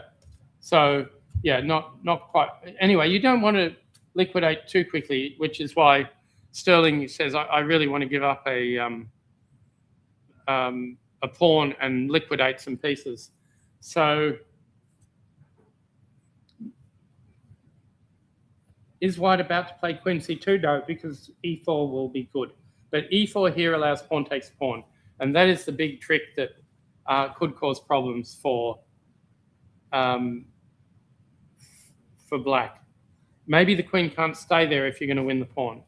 So here, they say h5, h4, and apparently rook takes h4 doesn't win, which is handy. Hang on, maybe they're changing their mind. They're not wanting h4 anymore. It wouldn't be g5, would it? They're saying rook c6. Okay, queen a3, they don't want to check. And now, rook a4, I love it.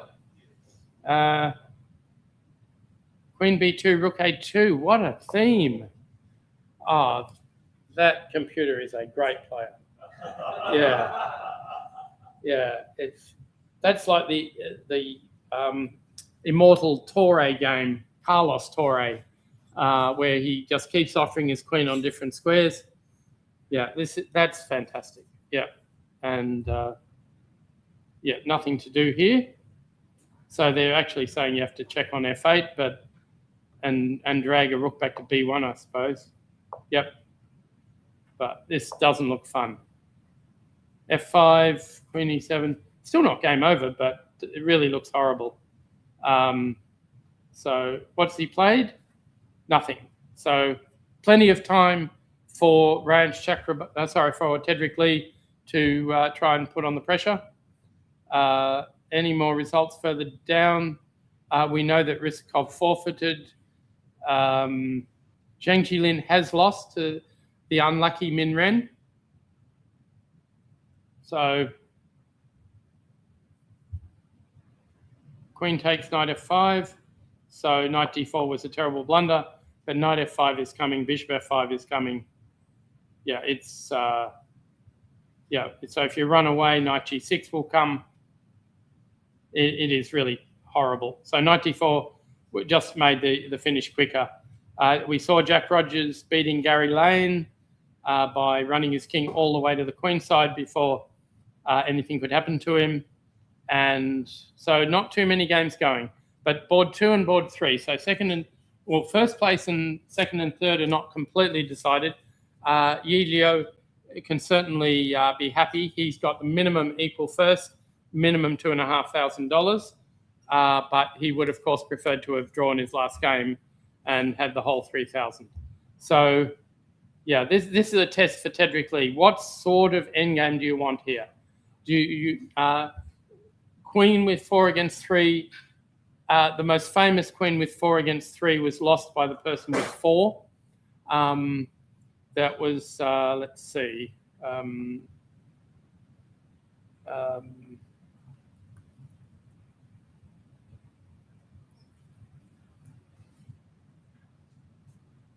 91 moves, 4 against 3. Looks really dodgy for black, but black wins.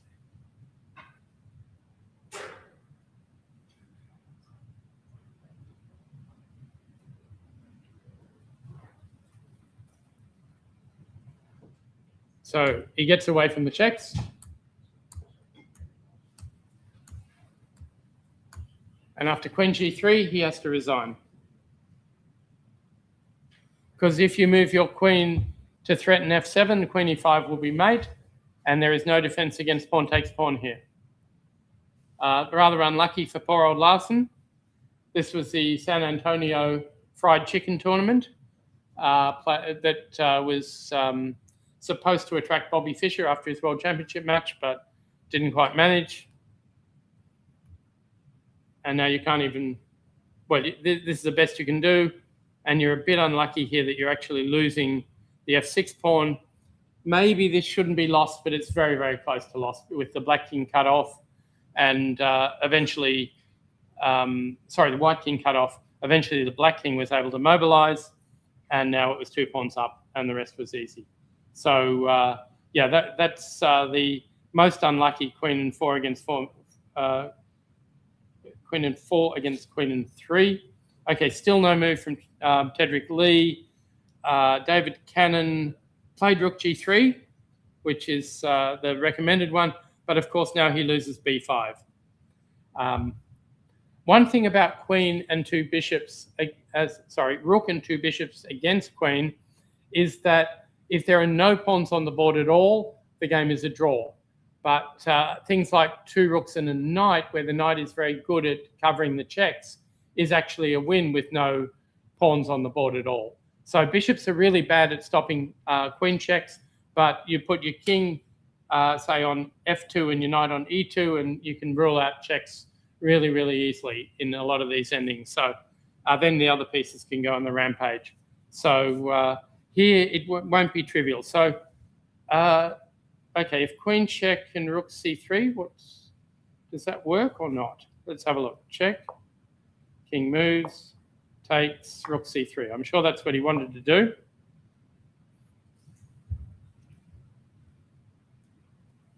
And that offers some winning chances for sure. It's still going to be an unbelievably difficult technical job that could go on forever. But fortunately, we're really waiting for Tedrick Lee because that's the important game. While these games are just at the second time control and the players are having a long think, I might look at a couple of the highlights of the tournament now. The game that really impressed me was Yi's win over Sterling Bayaka. I think that was round 8 or 9. No, it must have been round 9. No? 7? Let's see. Yep, round 7. So this game was just a relatively quiet swap fest. Nothing happening, nothing happening. And then bishop b4 is pretty risky, actually. But he didn't want to just take on d5 and play bishop c3. So he gambited that pawn in order to get his bishop to d6. Here, okay, e4 makes sense. Now there's a number of reasonable moves here, but he tried to get his pawn. Well, he tried to make sure he was only the one pawn down and had space. And this position is just really good for black. Takes on e4. And that's 2 pawns up, and black is about to play rook d5 and double on the d file, or rook d5 and c5. If you double on the a file, which he tried to do, then we can always cover with rook a8, though it wasn't necessary yet. So f5 played. Bishop back, sensible. King e4, rook e8. Actually, if you'd swapped on f5 first, you can't take with the rook because of bishop g6. And if you take with a pawn, rook e8 is completely winning for black, although you still have to win a slightly tricky position. Rook e8 was just slightly off. It looked like this was going to be really good, but the king just charged up the board and helped the f pawn to victory. Rook back, but unfortunately after this, black is in big trouble. Now, I think if you play, no, you probably don't have a defense here. It's possible here if you swapped and went something like rook a7, you might almost survive, but okay. This is so close, it's hard to blame Bayaka for losing this, because this is just a straight race.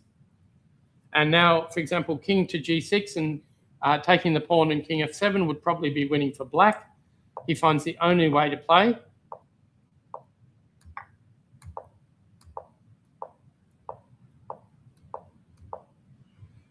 Queen check.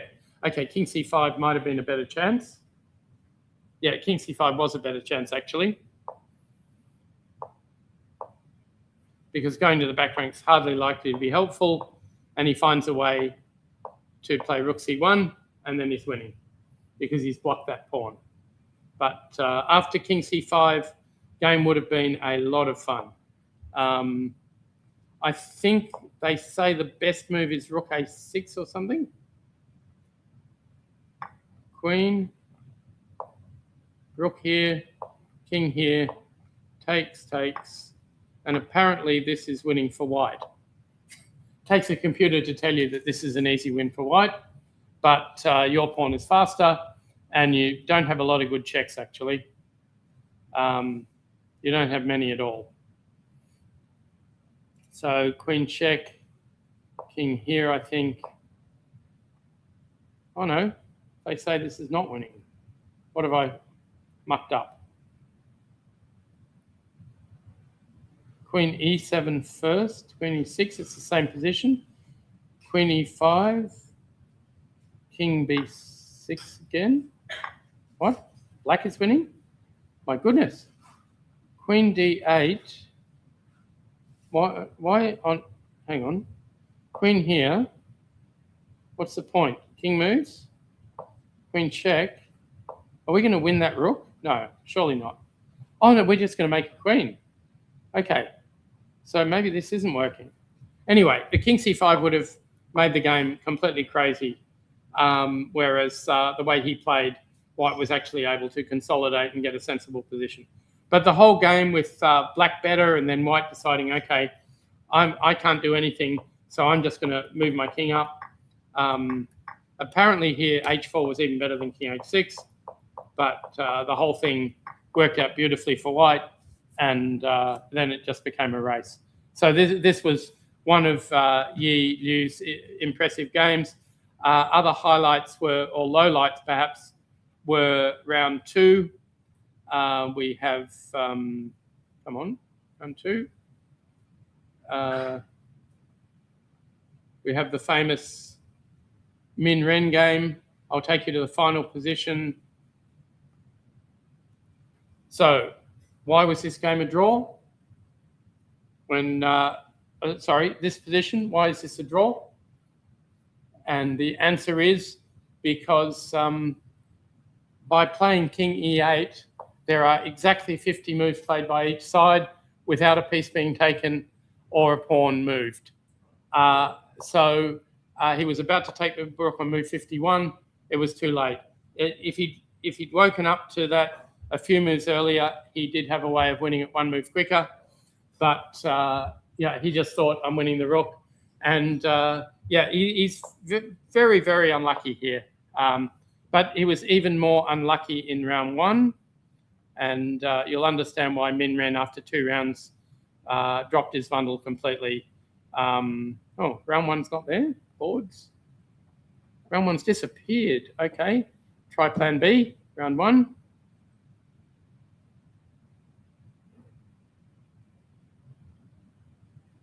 And where's Min Ren? Here. Okay. So again, you say to yourself, well, why did white win this game?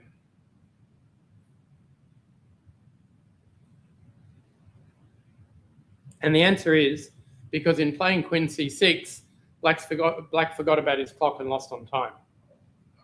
A whole piece up. What is worse is that he had this position. He's threatening mate with Queen H5. And Min Ren decided, okay, the only chance I've got is to give up the bishop, allow rook takes bishop, and at least I've stopped the mate. But of course, the position is completely hopeless. And the final position is terrible, a whole piece down, with no prospects for white, because the passed pawn is completely stopped. However, after he played bishop d7,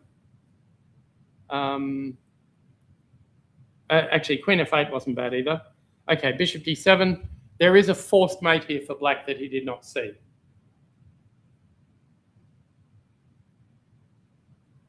Anyone?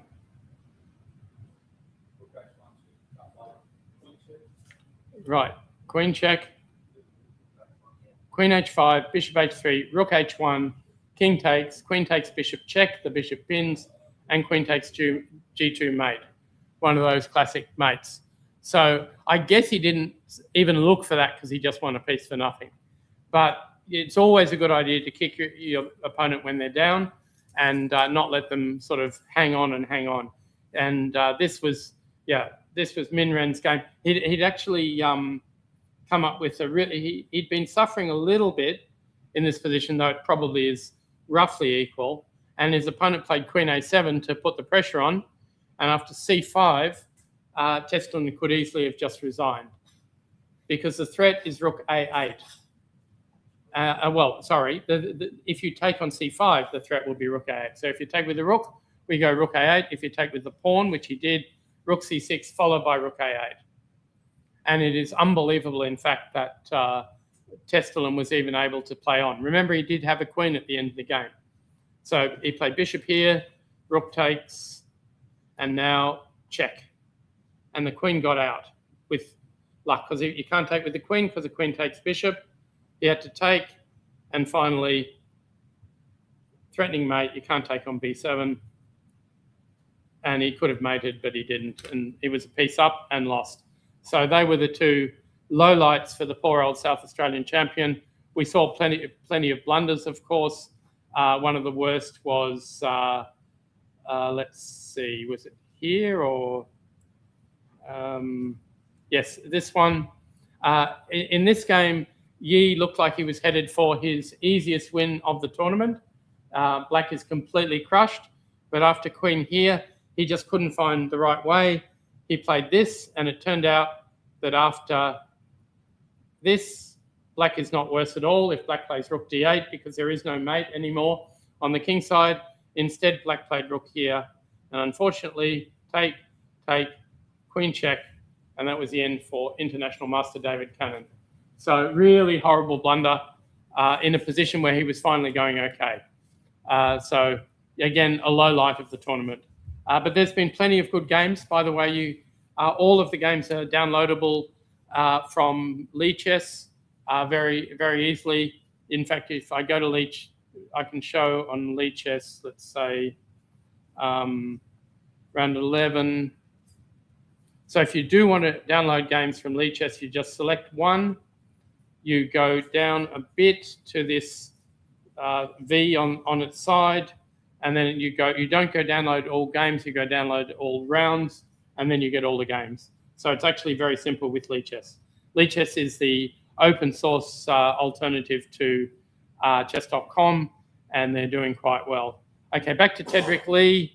Let's see how he's going. Material is equal, and I wouldn't say that this is anything special at the moment.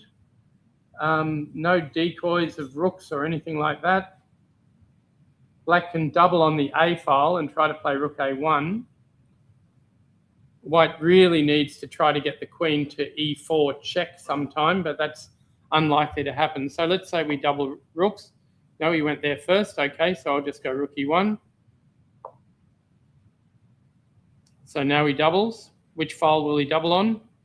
Probably this one. So how do we get the queen back in time? Maybe we don't.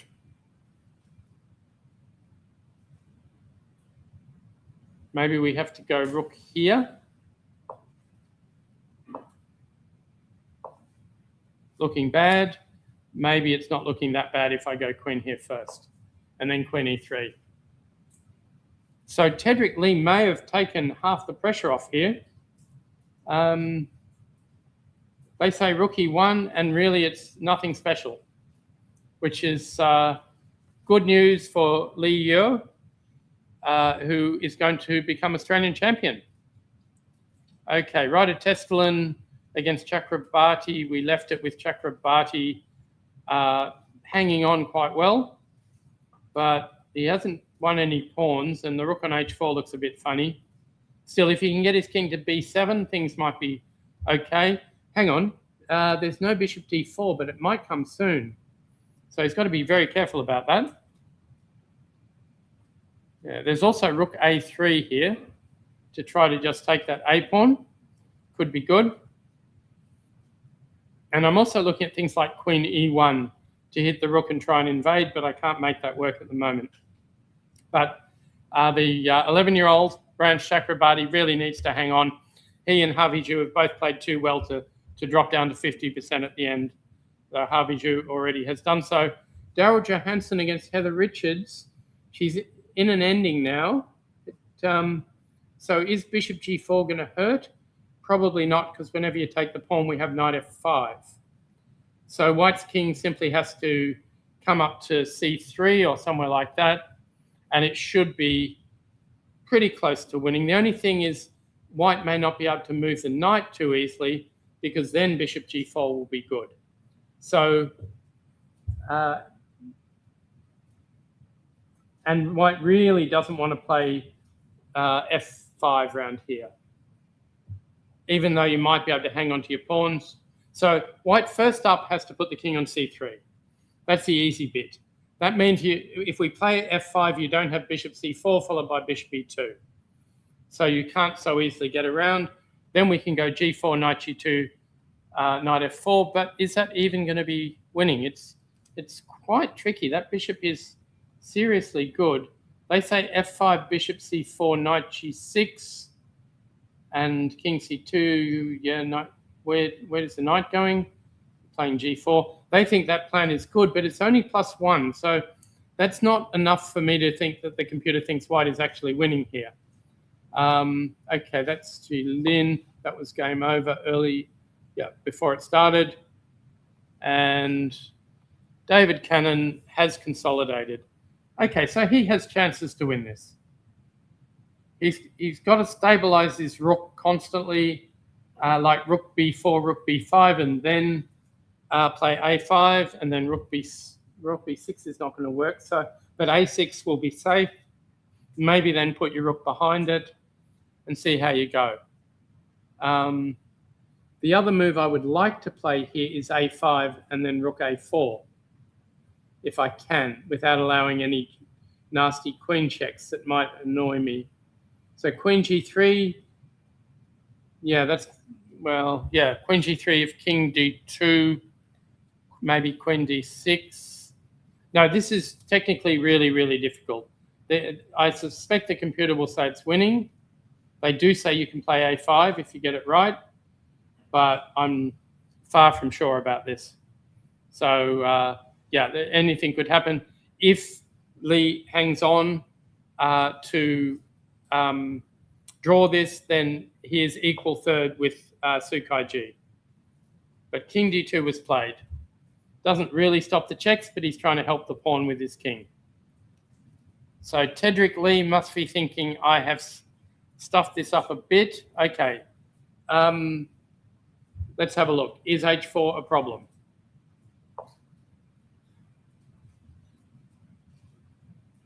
Now, rook takes. No, you can't do that yet. What if I double the rooks? Threatening rook takes followed by rook g4 check, or even rook h4. It's clever, but I have queen c8, I reckon. Maybe that doesn't do enough. Let's have a look. Take, rook takes. Nothing doing. So if I play h4, I might have a problem. If I let you play h4, I probably got a bigger problem. So how do I squirm out of this? Well, I have to play h4. And then rook here. I can't go rook e4, unfortunately.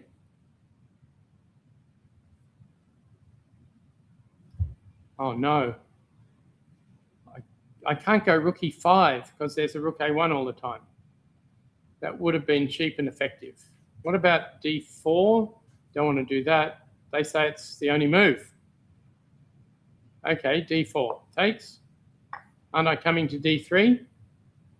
Or is the white queen about to do something good like queen e8? Queen c5, queen d8, everything zeros? Because?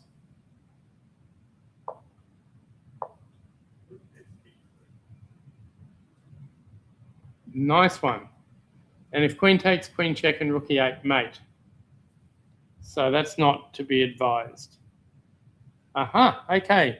So h4 is definitely the move.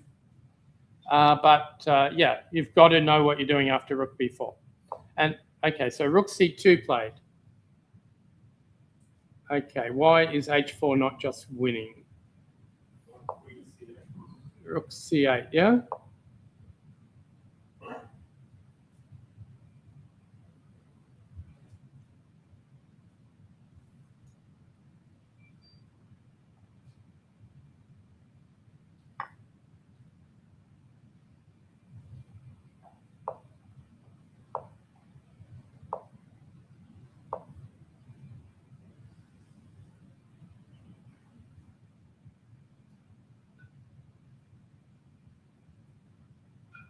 Good for black, I think.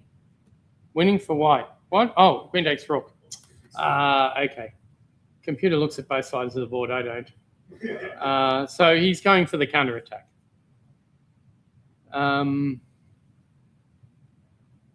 So the moves they're suggesting are rook b7 or rook a7, which gives me a hint that probably this is better for white than I expected. So Bayaka is defending pretty well here. You'll be happy about that. Cannon, yeah, king's not safe yet. And the queen's quite well placed. You don't have a5 either. So I think this will probably end in a draw. Daryl Johansen still going. He must have played king c2. No, he played f5. He didn't care about bishop c4 and bishop e2. So why would he not care about bishop c4?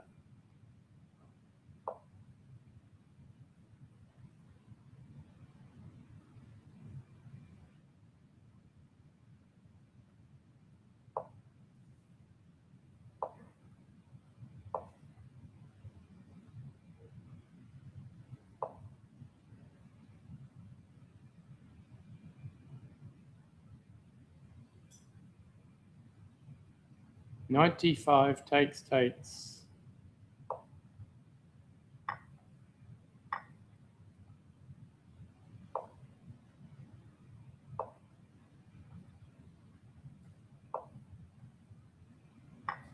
G4 just in time.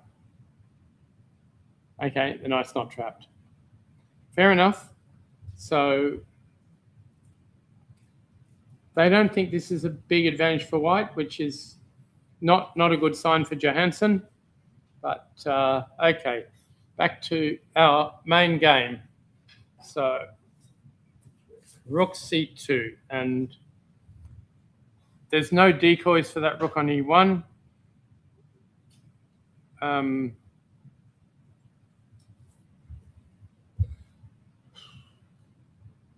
I think rook c8 is going to be close to a perpetual check, because if you run to g6, we have queen e8. If you run to g5, we have h4 check.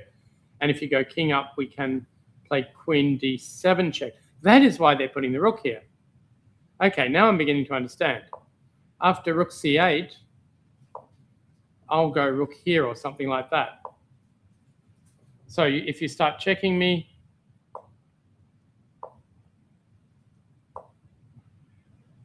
you don't have queen d7. Oh, I'll go to g5 first, by the way.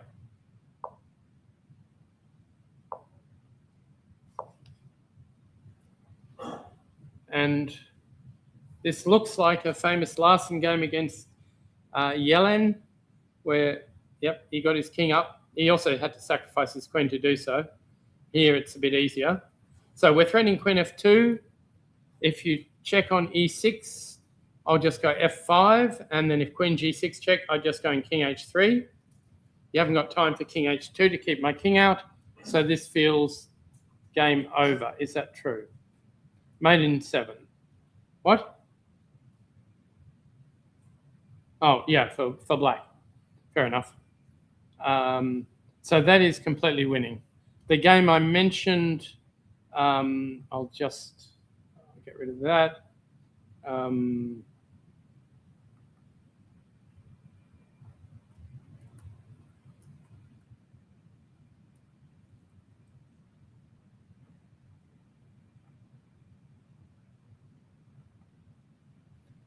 Okay, game is continuing. Nothing's happening much, except white is attacking extremely well. You can't take the knight because of queen d8.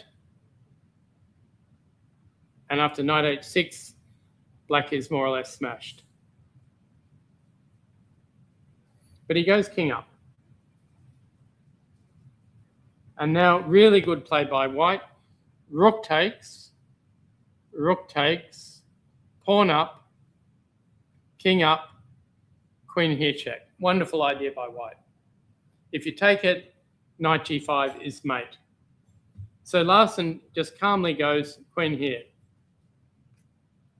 Pawn, so knight check to drag the rook away. If you take, black has at least perpetual. So, well, he does anyway, doesn't he? Maybe he has a mate. So he played knight g5, takes, check, rook here, and that there's no discovery on the king. And suddenly it's mate. Oh yeah, you got to stop queen h4, mate. Now the white queen can't get anywhere. If queen h8 here, what do? I think you just play h4. No, hang on. You can play rook g2 check and double rooks, and if queen takes pawn check, you just play king takes pawn, no more checks. So instead, he played rook b1, but he resigned. I think the game was adjourned here. and after rook here, I think it's just mate. Rook b g2 check and rook h1 mate. So I think his plan was to play queen here and try to survive this because the b pawn's hanging, but it's not really very encouraging. And yeah, so if you take on h5, we can play b3 if we want. Could I do even better here? Maybe, but okay. If you take on h5, anyway, the rook ending's winning, as I discovered. So this queen g4 move after queen c8, his opponent was playing a genius game against one of the best players in the world. Unfortunately, queen g4 stopped that, and it was at least a draw for black. Well, it turned out even better than that. So, okay, that's what white is hoping for here, or rather black is, well, I don't know whether it's white or black that's hoping the king turns up on h3 and gets mated. So queen f7, rook back was played, queen f7. Okay, so we're going to double rooks. Let's say you play pawn here, or we'll double on the 7th, I guess. What's that, sorry? d7.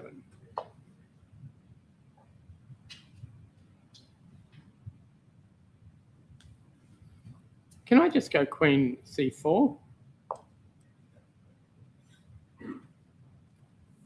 If h3, I'm going queen check, taking that pawn. If anything else, I'm going queen e4 check, swapping the queens off, making an easy draw.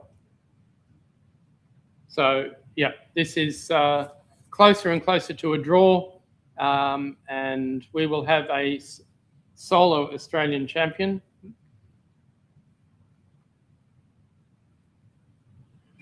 This could go forever, this endgame. There's much more chance of white blundering than there is of black, and all other games are over. So we have just 2 games, one to decide whether Yi Liu is outright champion of Australia, and the other one to decide 3rd place. David Cannon will tie for 3rd if he beats Li Trikien. But gee, it's long way to go. There are so many checks here. I'd probably, yeah, he doesn't even need to check. He just played king d5 just to hassle the rook. And white needs the bishop protecting that. You also need the bishop on g5 or somewhere like that to cover the, well, you don't have a protected square. Maybe bishop f4 is possible, but it doesn't threaten anything. So I think black has done well enough to make a draw here. So we're looking at 2 draws. So other highlights of the tournament, I guess, the performances of some of the juniors, not just 15-year-old Tedrick Lee, but Ranj Chakrabarti fully justified the expectations of him. Ultimately, you know, like the 11-year-old lost in the last round, so he'll be feeling a bit sad about that. Let's see how that happened. F3. Okay, so rook e3. Now we're threatening mates and things. Take, check, check, check, and he had to resign. He loses his queen. So yeah, the computer was saying this was a fantastic position for white after g6, just because of the long-term checkmate possibilities on the long diagonal, and the opposite bishops didn't really help black at all. So he played a good tournament. So did 13-year-old Harvey Zhu. They were right up playing the top players and often holding them. I think both of them drew with the top seed, Trevor Tao. And yeah, Harvey Zhu also collapsed in the final rounds, losing to Terence Tang, who is really not one of the favourites. I think he was even floating down to Tang. So those 2 performed well. John Papantonio, one of the least likely players, just thought to be making up the numbers, played quite impressively in the first half of the tournament. He's a St. George player, but yeah, has been playing overseas a bit. 31 years old, you wouldn't expect him to do anything too special, but he did well. And the disappointments, well, Daryl Johansson is the big one. Even if he wins this game, the only grandmaster in the field and the 5th seed has been sitting around the middle of the field for the whole time. And at 66, well, maybe even 1 round a day is a bit tough. So, yeah, what? Knight F4 and G4, but how do you go further after that? It's really hard to work out what Johansson is trying to do. And Heather Richards can just put a king on E5 if she wants. And if Knight G6, just go back again, because the knight on G6 isn't doing anything. So, yeah, this is very weird. The computer keeps saying it's a bit better for white, but I just can't see any logical winning idea. So what are they saying? King C2, King C3, great, big deal. King D2, G4, yeah, and King G3 maybe? Hard to believe, but no, it's I don't see the winning plan, and the fact that Johansson is down to 12 minutes indicates to me that he perhaps has not seen the winning plan. Now, actually, positive surprises Heather Richards, especially since she has barely played chess for 3 years because of long COVID, and also started by being forced to miss the first 2 rounds with sickness. So she was on 0 out of 2, and she really did well after that. I think she won 3 in a row, dropped a draw, ran into some top players, and so she's lost 2 games this tournament. But overall, yeah, her way above her rating, and yeah, she's been well. It's great for her as well to show that she can still play, and so whether she'll be able to play in the next Chess Olympiad, I think she might be strong enough. But the real question is, will she get the 30 games that you need before the end of March to qualify for the team? And secondly, does she have the stamina to play a Chess Olympiad?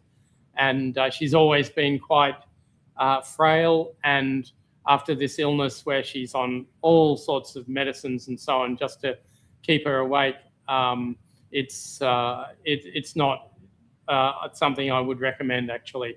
She might want to play more Chess Olympiads, but even if she's strong enough, you really wonder if she can manage to well, hold it together for that long. So Knight G6 looks terrible because of, oh no, but there's no Bishop E2 anymore. Okay, so the bishop can't get round to attack that, and he's stopping the black king from getting to E5. So that's something. So King D5, why not? Then King D2, I guess. But yeah, they still don't think this is over. They don't think white is winning. Bayaka has got the queens off. I think they can agree a draw pretty soon. How did that happen? Rook C7 played. What? Why not? H4. Yep. Oh, yeah. So let's go Rook C3. Let's go Rook E3 and King E2, King G2, and that will be pretty easy. So yeah, black can try F5, F4, but it's really not going to work. So doubles, plays Rook E3. You make sure they don't get E4 under good circumstances, and after King up, or maybe H4 first and King up, that should be easy because white always has Rook A3, Rook B3. So Yi Liu is the Australian champion after a really tremendous performance. He got to 9 out of 10 before being absolutely demolished today. The only game of the tournament where he really was demolished. He lost another game earlier to Trevor Tao, but in between won 9 games, which would win almost any Australian championship you care to name. 9 out of 11 is still a whopping score. Yeah, I think he should be really proud of it despite the disappointing finish. So it's yeah, it's more or less all over. Third place will either be Su Kai Ji plus Li Tri Kien, or Sukai G plus David Cannon. It doesn't really matter much. 1.5, you sure? Cannon's on 6. Oh, you're on 6.5.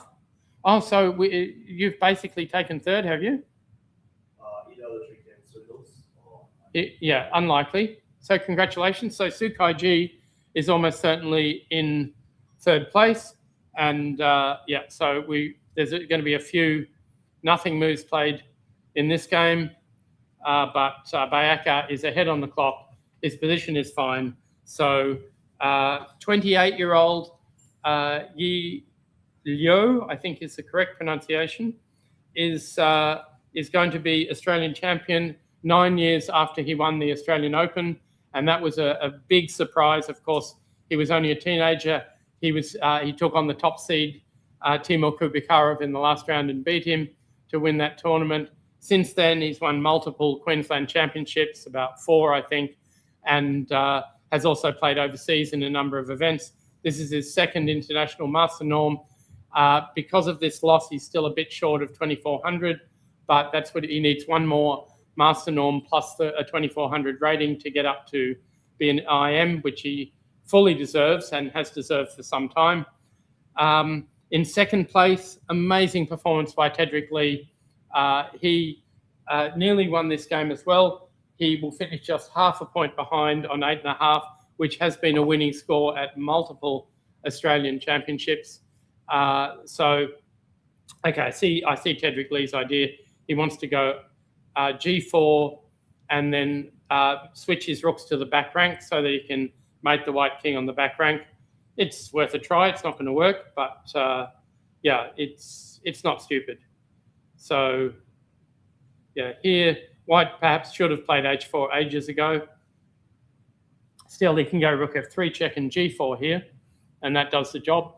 You never get mated in there. So Sterling backer just has to be careful. Oh, no, it's black's move. So G4. You don't want to take it because then you could get mated down the H file. But you're not going to get mated. You can play F3 then and get out of the mating net. So it really is dead drawn. So anyway, Tedrick Lee, it was a bit of a surprise that he even won the Oceania Under-18 Championship in December. But, oh, our champions turned up. So congratulations. And, yeah. So, So for the final game, my opponent said congratulations to me, like when we shook hands to start the game. I said, for what? Yeah. So, And like, just for being a good guy. And okay. yeah, who knows? But no, it is a bit inappropriate when he's about to smash you up. So, yeah. So I presume there were no draw offers in your game today? Never got the chance. Like I thought I was much better at the start, and then when I realized I was lost, I had like a minute left on the clock. So Yeah, it would have been optimistic, yeah? Okay, so this is Tedrick Lee's idea. He wants to double on the back rank and then play G4, and he will have a mating net. However, white should take the opportunity to go rook check and then play G4. And maybe that G pawn gets a little bit weak there. So maybe you don't, I don't know, do you need to? What else can white do that is active? Because black takes ages to double on the back rank. He could also double on the 7th, so you've got to be a bit careful about that as well. So there's still a little bit of play here.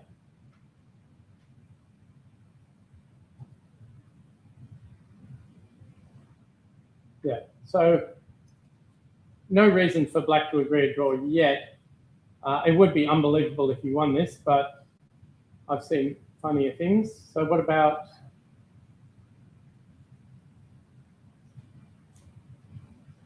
F4 here? Doesn't quite work, but we can free one of our rooks. So do we want to go to the second rank? He decided he did, and that also frees his king up, but then G4 is coming. But as soon as G4 happens, we play F3 and we won't get mated. So, so I think that's absolutely fine. So rook E2 is a sensible move. Still 10 minutes ahead on the clock. So do you want to say a few words about the tournament, Yi? Do you want to come over here? I know you don't want to, but okay. Okay, so what were your expectations coming in?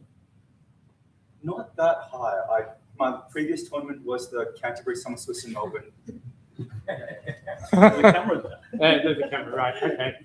Yep. My expectations weren't that high. My previous tournament was the Canterbury Summer Swiss in Melbourne, where I scored 5.5 out of 7.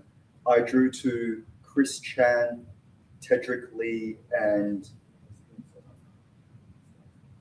another game that I was losing. So all 3 games were lucky draws against some 2000s, 2100s. Right, okay. So the German affected one off. And before that, you played very well in the Brisbane Christmas special, didn't you?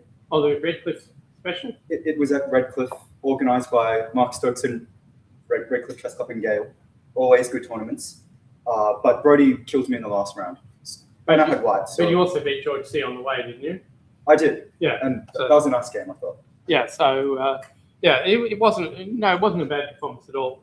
And so he's getting closer and closer to trying to make him. But you definitely don't want him to. Okay, what if we go King F3 here? Oh, then our H-pawn's very weak. How about we start with, we can't go Rook C4 anymore. We could have gone Rook E4 and G4 to get out of mate, but okay. Sorry, keep going. And what about during the tournament? After you lost to Trevor, how did you still think you're still really right back in it, or you thought this is going to be another one where I collapse? Normally I get really tilted after losses, but after starting taking weightlifting quite seriously or being quite consistent with it, it helps dissipate the negative feelings a little bit. So that evening, I hate to train core and forearms, and that evening I went to the gym and did core and forearms. So that helped right. not think about the loss. And tilting is really unwise during weightlifting too, isn't it? Yeah. So, okay. And okay, you started winning, and when did you think I'm really going to win this tournament? What I never felt entirely secure about it, because every time I thought I had a good win, I looked over and Tedrick kept winning as well, and was never in the bag until this game ends, I think. Mm-hmm. Okay. So, what is White trying to do here? Rook D2. Super weird. I hope it's not a self-mate or something. So Black can just play Rook D4 if he wants, but he needs to go G4 sometime soon. But yeah, maybe he should start with Rook D4. Yeah, the only way Black wins this is playing G4, bringing both rooks around to G1 and H1 and checkmating. And but White can stop that if you give him too much warning. So okay, Rook here now. So that threatens to double on D4 and play E. Well, not E4 yet, but yeah. So you have to go back to E2 now, and then he's probably going to go G4. But who cares? But we need to answer Rook D4 with Rook E3 because we don't want to get hit by E4 at any point. So, okay, and so this year hasn't been a great one for you compared to say 2023. What do you reckon is the sort of the secret to actually playing consistently well? Because yeah, it's quite strange. You've won lots of good tournaments, but you don't win them all that often. So saying this year wasn't as good as 2023 is a bit maybe very tournament results oriented. I think 2025 was a great year. My goals aren't just to score well in chess tournaments. I also have lots of students, and they've achieved great things in 2025. Mm-hmm. Tedrick is one of them? I wish. I'm probably, he's good enough to be my teacher. I had a second student draw against a GM, which always feels good in classical. Mm-hmm. And I think I made good progress across other things. So not too stressed about not scoring super well in tournaments. Okay.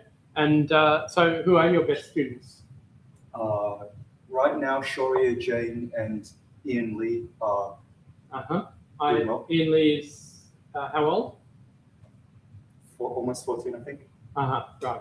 And is he going down to Canberra for the Australian Junior? I think lots of them are, yeah. Oh, why didn't he go kick F4? Might get mated. He might, but he's trying to win. You can't go backwards. Now there isn't even a mate here. The best you're going to do if you double on the back rank is go rook H1 and then rook G1 and try and win that H3 pawn. And you probably can't achieve that.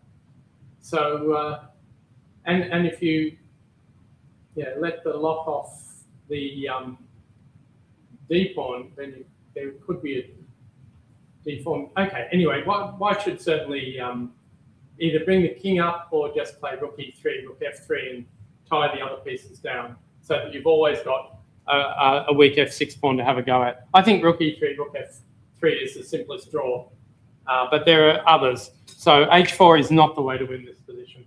And White should be much happier that Black hasn't played G4 here. Okay, what are your plans for the coming year in terms of tournaments or? Haven't thought that far ahead, but would be nice to get 30 points here and there. So if you have recommendations for a nice rating farm, play old players. Yeah, get a round robin tournament with Daryl Johansson, Gary Lane, and Stephen Solomon. And unfortunately, they've already lost most of their points to lots of kids, so they're not good value anymore. Certainly don't try playing the juniors at the moment. Although you handled them really well here, didn't you? What was your secret? they kept getting into positions I liked, so not sure. Don't think I did anything all that special. And what else? You can play any of the 4 international opens that are coming up in Australia this year. What is it? The Dobell Cups in International, Melbourne International, and Churchill International. It's Absolutely incredible that we have so many opportunities for these good tournaments without having to travel far. I think most likely I'll just stay in Queensland because I feel like I eat best, recover best, play best from comfort of home. You haven't been getting coaching from Brady McClimate, have you? Because he's a Queensland specialist. He is a Queensland specialist. But why? You look like someone who can travel. Didn't you study for a year or so in New South Wales and in Sydney? I noticed that I think I sleep worse when I travel. So, like, I've been really anal about sleeping early. I try to get to bed before 9 or 10 and get up at like 6 or 7. More sleep to maximize gains and brain recovery. Oh, okay. So, all right, that's the secret then, and weightlifting, of course. All right then. Anyway, well done, and it is impressive the way Tedrick is playing on and on when he really doesn't have any advantage anymore. But okay, and we'll see you at the closing ceremony with the big cup. Yep. Okay. Well done.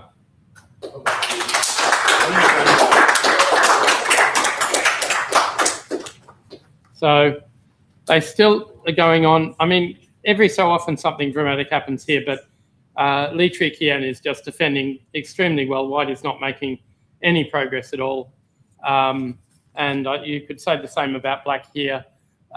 White should play rook f3 because now that Black's created a weakness, as soon as that Black rook moves away from d6, we can go rook b6 check and it will be game over. So I don't want to leave until this game's finished, just in case something amazing happens. But let's see. Were there any other spectacular games today? Well, hang on. Has Daryl Johansson finished? Not yet. So there's still this weird ending, which Johansson has managed to devalue his pawn majority quite brilliantly. So he's hoping that Black will do something stupid and he'll play g5 and win. But Heather Richards is not doing anything stupid at all. So this is weird. This is not, yeah.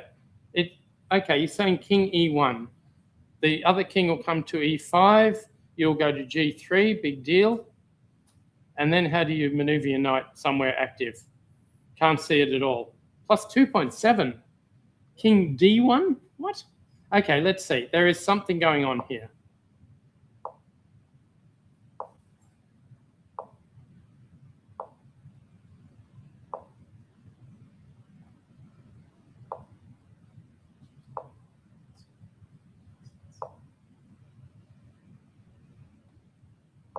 Otherwise, knight d7 wins the pawn.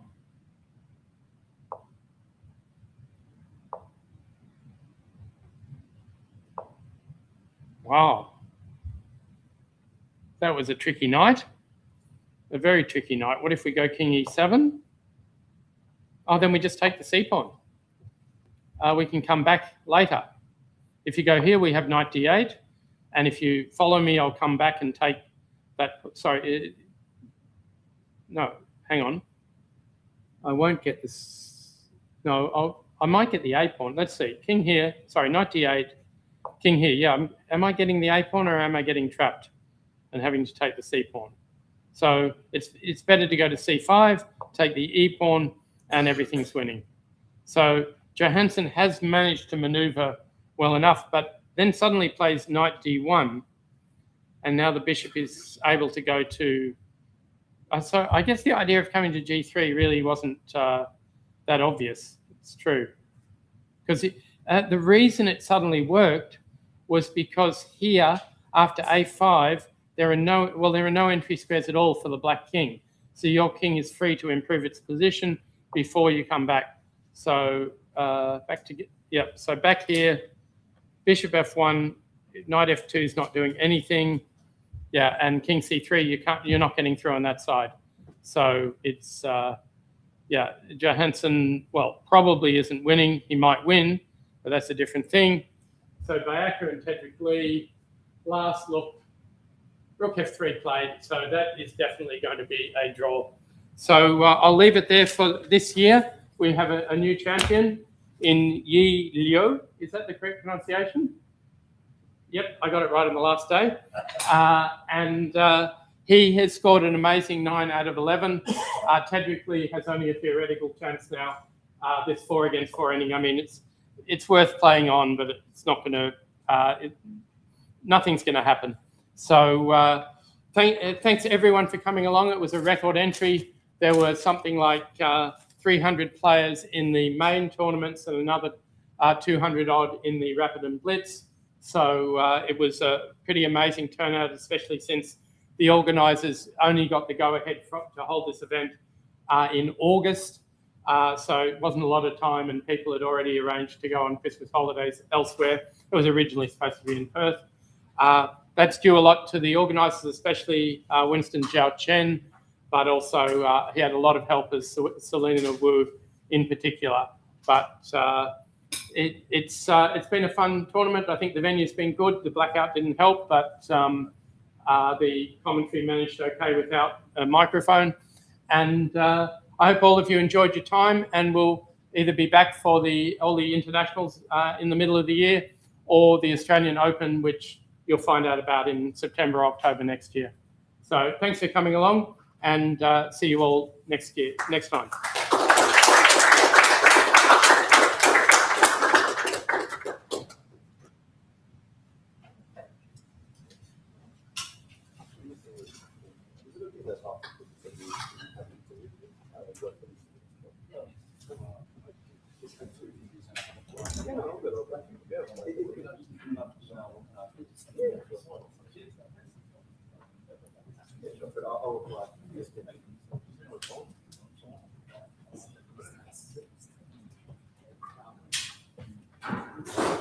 What did you call the barrier attacking one of your? It's not the barrier attack. Yeah, you call the it merchant.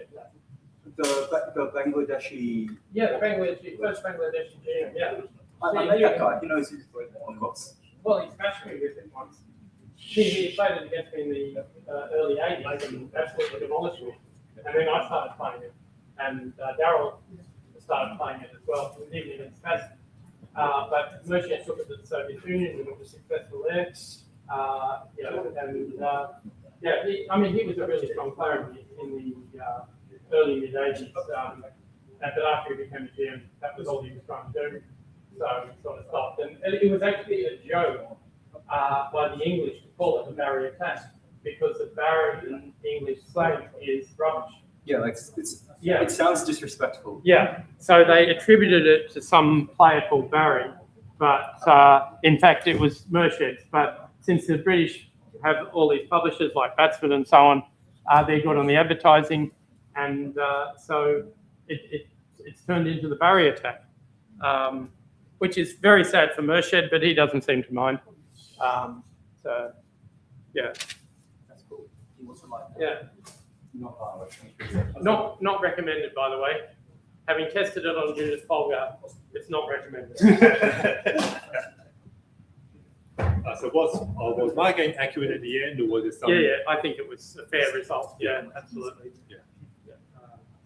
Look, you can run to the middle and try to win that, but you've got equal losing chances. Yeah, good.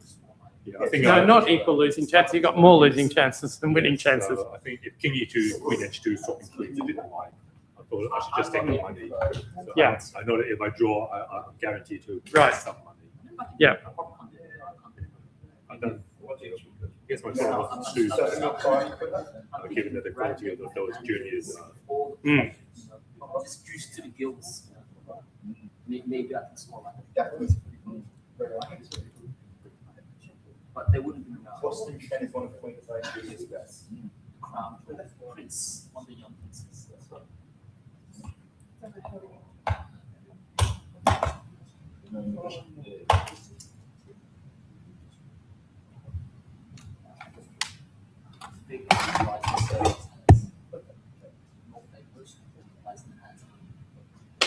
Slowly short. It's 50% against Sterling.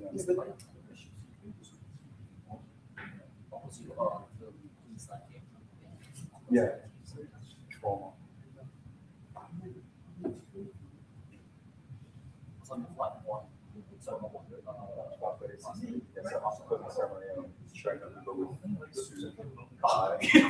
Beautiful. You played what? Like, I can't even play. I thought you should playing trash. It's the line that I played. You've never played that line. This is B5 line. You've never played that before. Quite cheap. Well, was Fernanda Fernandez. Or maybe Fernandez plays it. Yeah, Fernandez showed that, and I used to play a lot against them. Okay, so I'm out. That's what I was missing practice. You want to go home straight away? You sleep. Didn't realize that little session could have won. This was so annoying. Like, I want to adopt that style against you. I want to be like that person. It's like one of those like porcupine fish or whatever. Fish looks like little spikes. It's like toxins that get released. I really thought Sterling was one of those, like, his position looks so passive. But that's how FF4 I would have lost that. Like 100%. I would have lost. Could have just like not lost.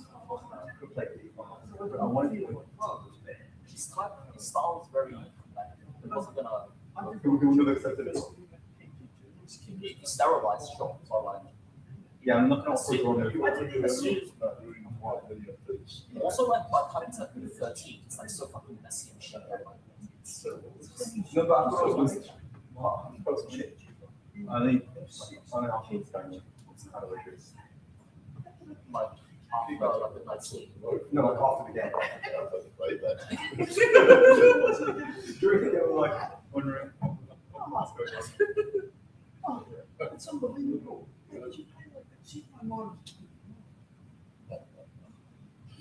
Friend said that like he's doing martial arts, comes in wearing his gi. And he practices his like he says, I think you should just Frank. Yeah, Frank. One of Nick's friends. He said that before you were practicing martial arts, because you come in your gi and you were doing like some stretches or something. No, Well, like sometimes they just stretch. Yeah, I thought you were doing martial arts. No, just stretch. He does taekwondo. Oh, he did taekwondo.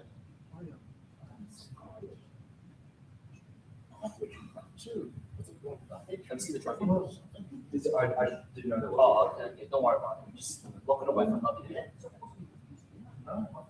You're back in it. Oh, is it a perpetual trophy? There's two. You know there's two. Daryl's got 6, right? Yeah, Daryl has 6. He was on 50% before No, today. no, Oz championship. Yeah, yes, he wants it. Yeah. So it's like 12. Daryl won Geelong. I played in Geelong. I lost to Zhao in the last round. I did well in Geelong. I beat Bobby in round 1. Mhm. 2014. Morris, no, it's not 2011. Oh, I that's beat Lawrence. I beat Max Illingworth. That was a good one. you were the Sukai Jet. That's right. I was the Sukai Jet. Upstart. The upstart Princeton. Yes. Let's play. Oh, you're so strong now. You crush it. You crush it. No, let's play. That would have been right.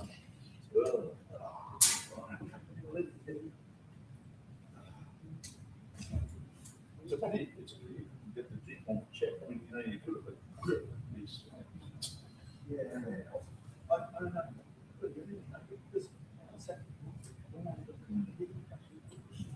that's right.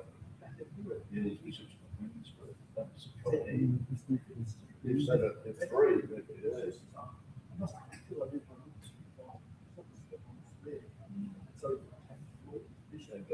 And, yeah.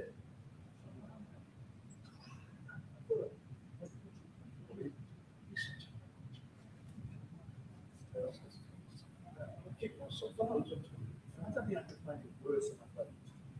it's like, at least one really good game.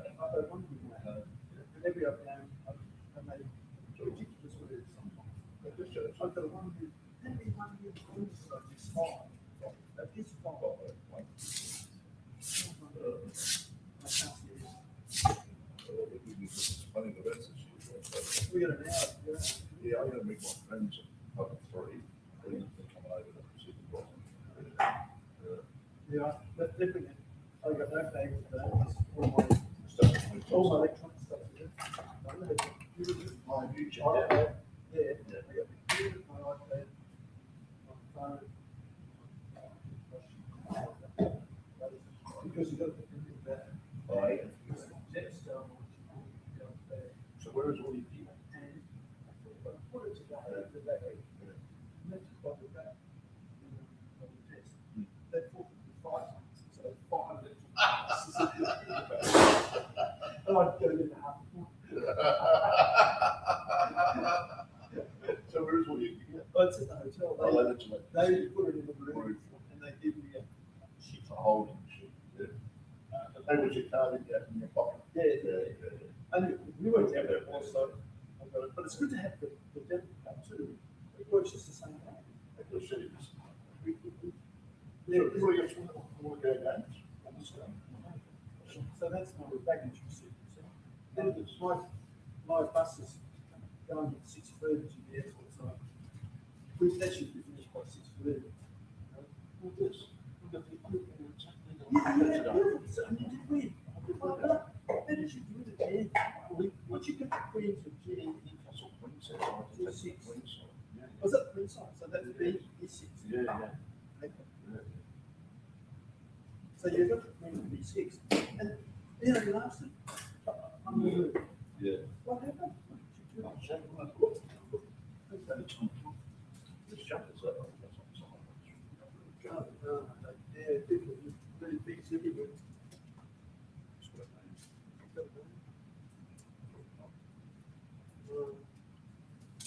Someone Tootie said, Ian, not yours, is it? No, Someone Tootie. Whatever it you is. should bring it round to. well, there's a bag in there. Oh, yeah, so someone's So not. maybe it's still coming back. Come back. Yeah. Yeah. Oh, well.